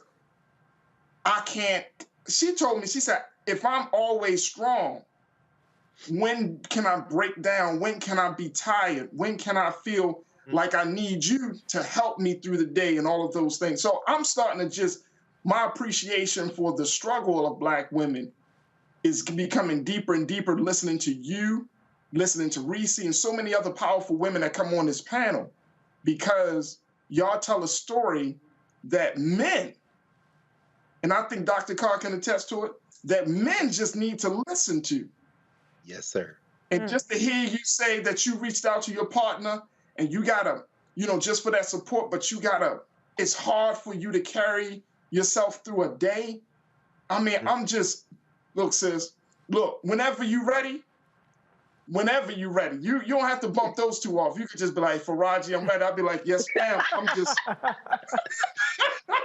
just backing out the chair. I'll be like, all right, yes, ma'am. It was nice knowing y'all. Thank you for your time. Oh, you're family now. You're not going anywhere. Erica, we just cannot say enough how much we love you. If you're out there, you heard Erica, she's writing USA Today, Blavity, The Griot, Essence Magazine, Ebony, et cetera, et cetera, et cetera. If you are an editor, if you are a person who has the access, who heard Erica's story and you want more people to hear it, reach out to her. Her Medium piece is called Things Not Seen. It is a must read. Her upcoming podcast is called The Reframed Brain. Erica, tell us how to get in contact. Oh, one more thing, you didn't ask me to do this, but if you want to pour into Erica, give her a love offering. It's Cash App, $ Erica Savage Wilson.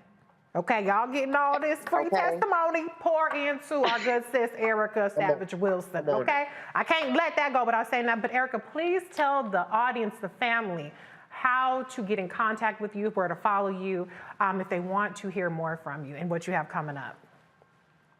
Yes, thank you so much, Reese. And I got to say thank you to Reese. She kicked off a Cash App like avalanche back earlier this year. And I was just like, whoa.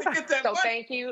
Let me tell you something. Do you understand she should be getting paid for all of the work that she does for the disinformation and making sure that people stay off of Madam Vice President, our first black woman vice president, first woman, okay? She ought to be getting paid for that. So thank you so much, sis, because I've not worked in 9 months and I'm not able to go back in that capacity for a myriad of issues. How you can get in touch with me and stay connected with me is at @1EricaSavage. I'm on Twitter. I'm also on IG and Facebook. That way, there's a Linktree app. It takes you so you'll be able to see the Reframe Brain. The page is not up yet, but it's already landed. I also just created a TikTok account so that I'm going to be releasing short form content that way so people can understand more about the Reframe Brain and just understand how to engage people with unseen injuries. Because again, we are all globally connected by trauma and by this serious pandemic event we've all experienced. So a lot of the things that I'm experiencing, or some of the things I'm experiencing, we have all experienced it collectively as well. So check me out on TikTok. I've not done a video just yet, but just created that this week, and it's at the Reframe Brain. And then, as always, comments that you leave in social media, if I have the ability to go through and respond, I will respond, but please see me there. And if you would love to engage with me in my writings, you can also go to that Linktree site, which is Linktree Erica Savage Wilson, and it's on my Twitter page, it's on my Instagram page, and for those of us that are still hanging out on Facebook, it's on Facebook as well. That way you'll be able to keep in touch with all things Erica Savage Wilson. And I am still making noise politically here and there. Yeah. I just released a newsletter, so when you go to Linktree, you can get subscribed on there as well if you want to get some of my power talks that I release twice a month through that. Well, Erica, you got to stick around for the closing moment because, you know, it's been a while. It's been a while. So thank you so much for joining us. Good, sis. That's it for us tonight. I want to thank my panel, the regular panel, Dr. Greg Carr from the Department of Afro-American Studies at Howard University, and radio TV host Faraji Mohammed. Thank you for, and Erica. Yes. We're taking it back, throwing it back with Erica. Right. We cannot wait to see more from you and the Reframed Brain. Thank you so much for being here. Great job, Reese. Thank you. Thank you. Awesome. Excellent job, Reese. Is she? Love you, RMU family. Thank you. Hey, look, black women was blowing it out this week. Hey, Dr. Carr, I was saying the same thing. This is a Black Women Show right here. I'm going to sit back and shut up. Yes, sir. Thanks, everybody. Thank you. And if you haven't done it yet, download the Black Star Network on all of your devices. You can find the Black Star Network on iPhone, your Apple TV, all your devices. Y'all you don't know how to use the Google Play Store and your Apple Store. If you would like to support us so we can continue bringing the stories that matter to us, you can donate through Cash App Roland Martin Unfiltered, PayPal /RM Unfiltered, Venmo RM Unfiltered, Zelle, Roland at RolandSMartin.com. I'm Reese Colbert. Ray Baker will be your host tomorrow. Have a good night. Holla!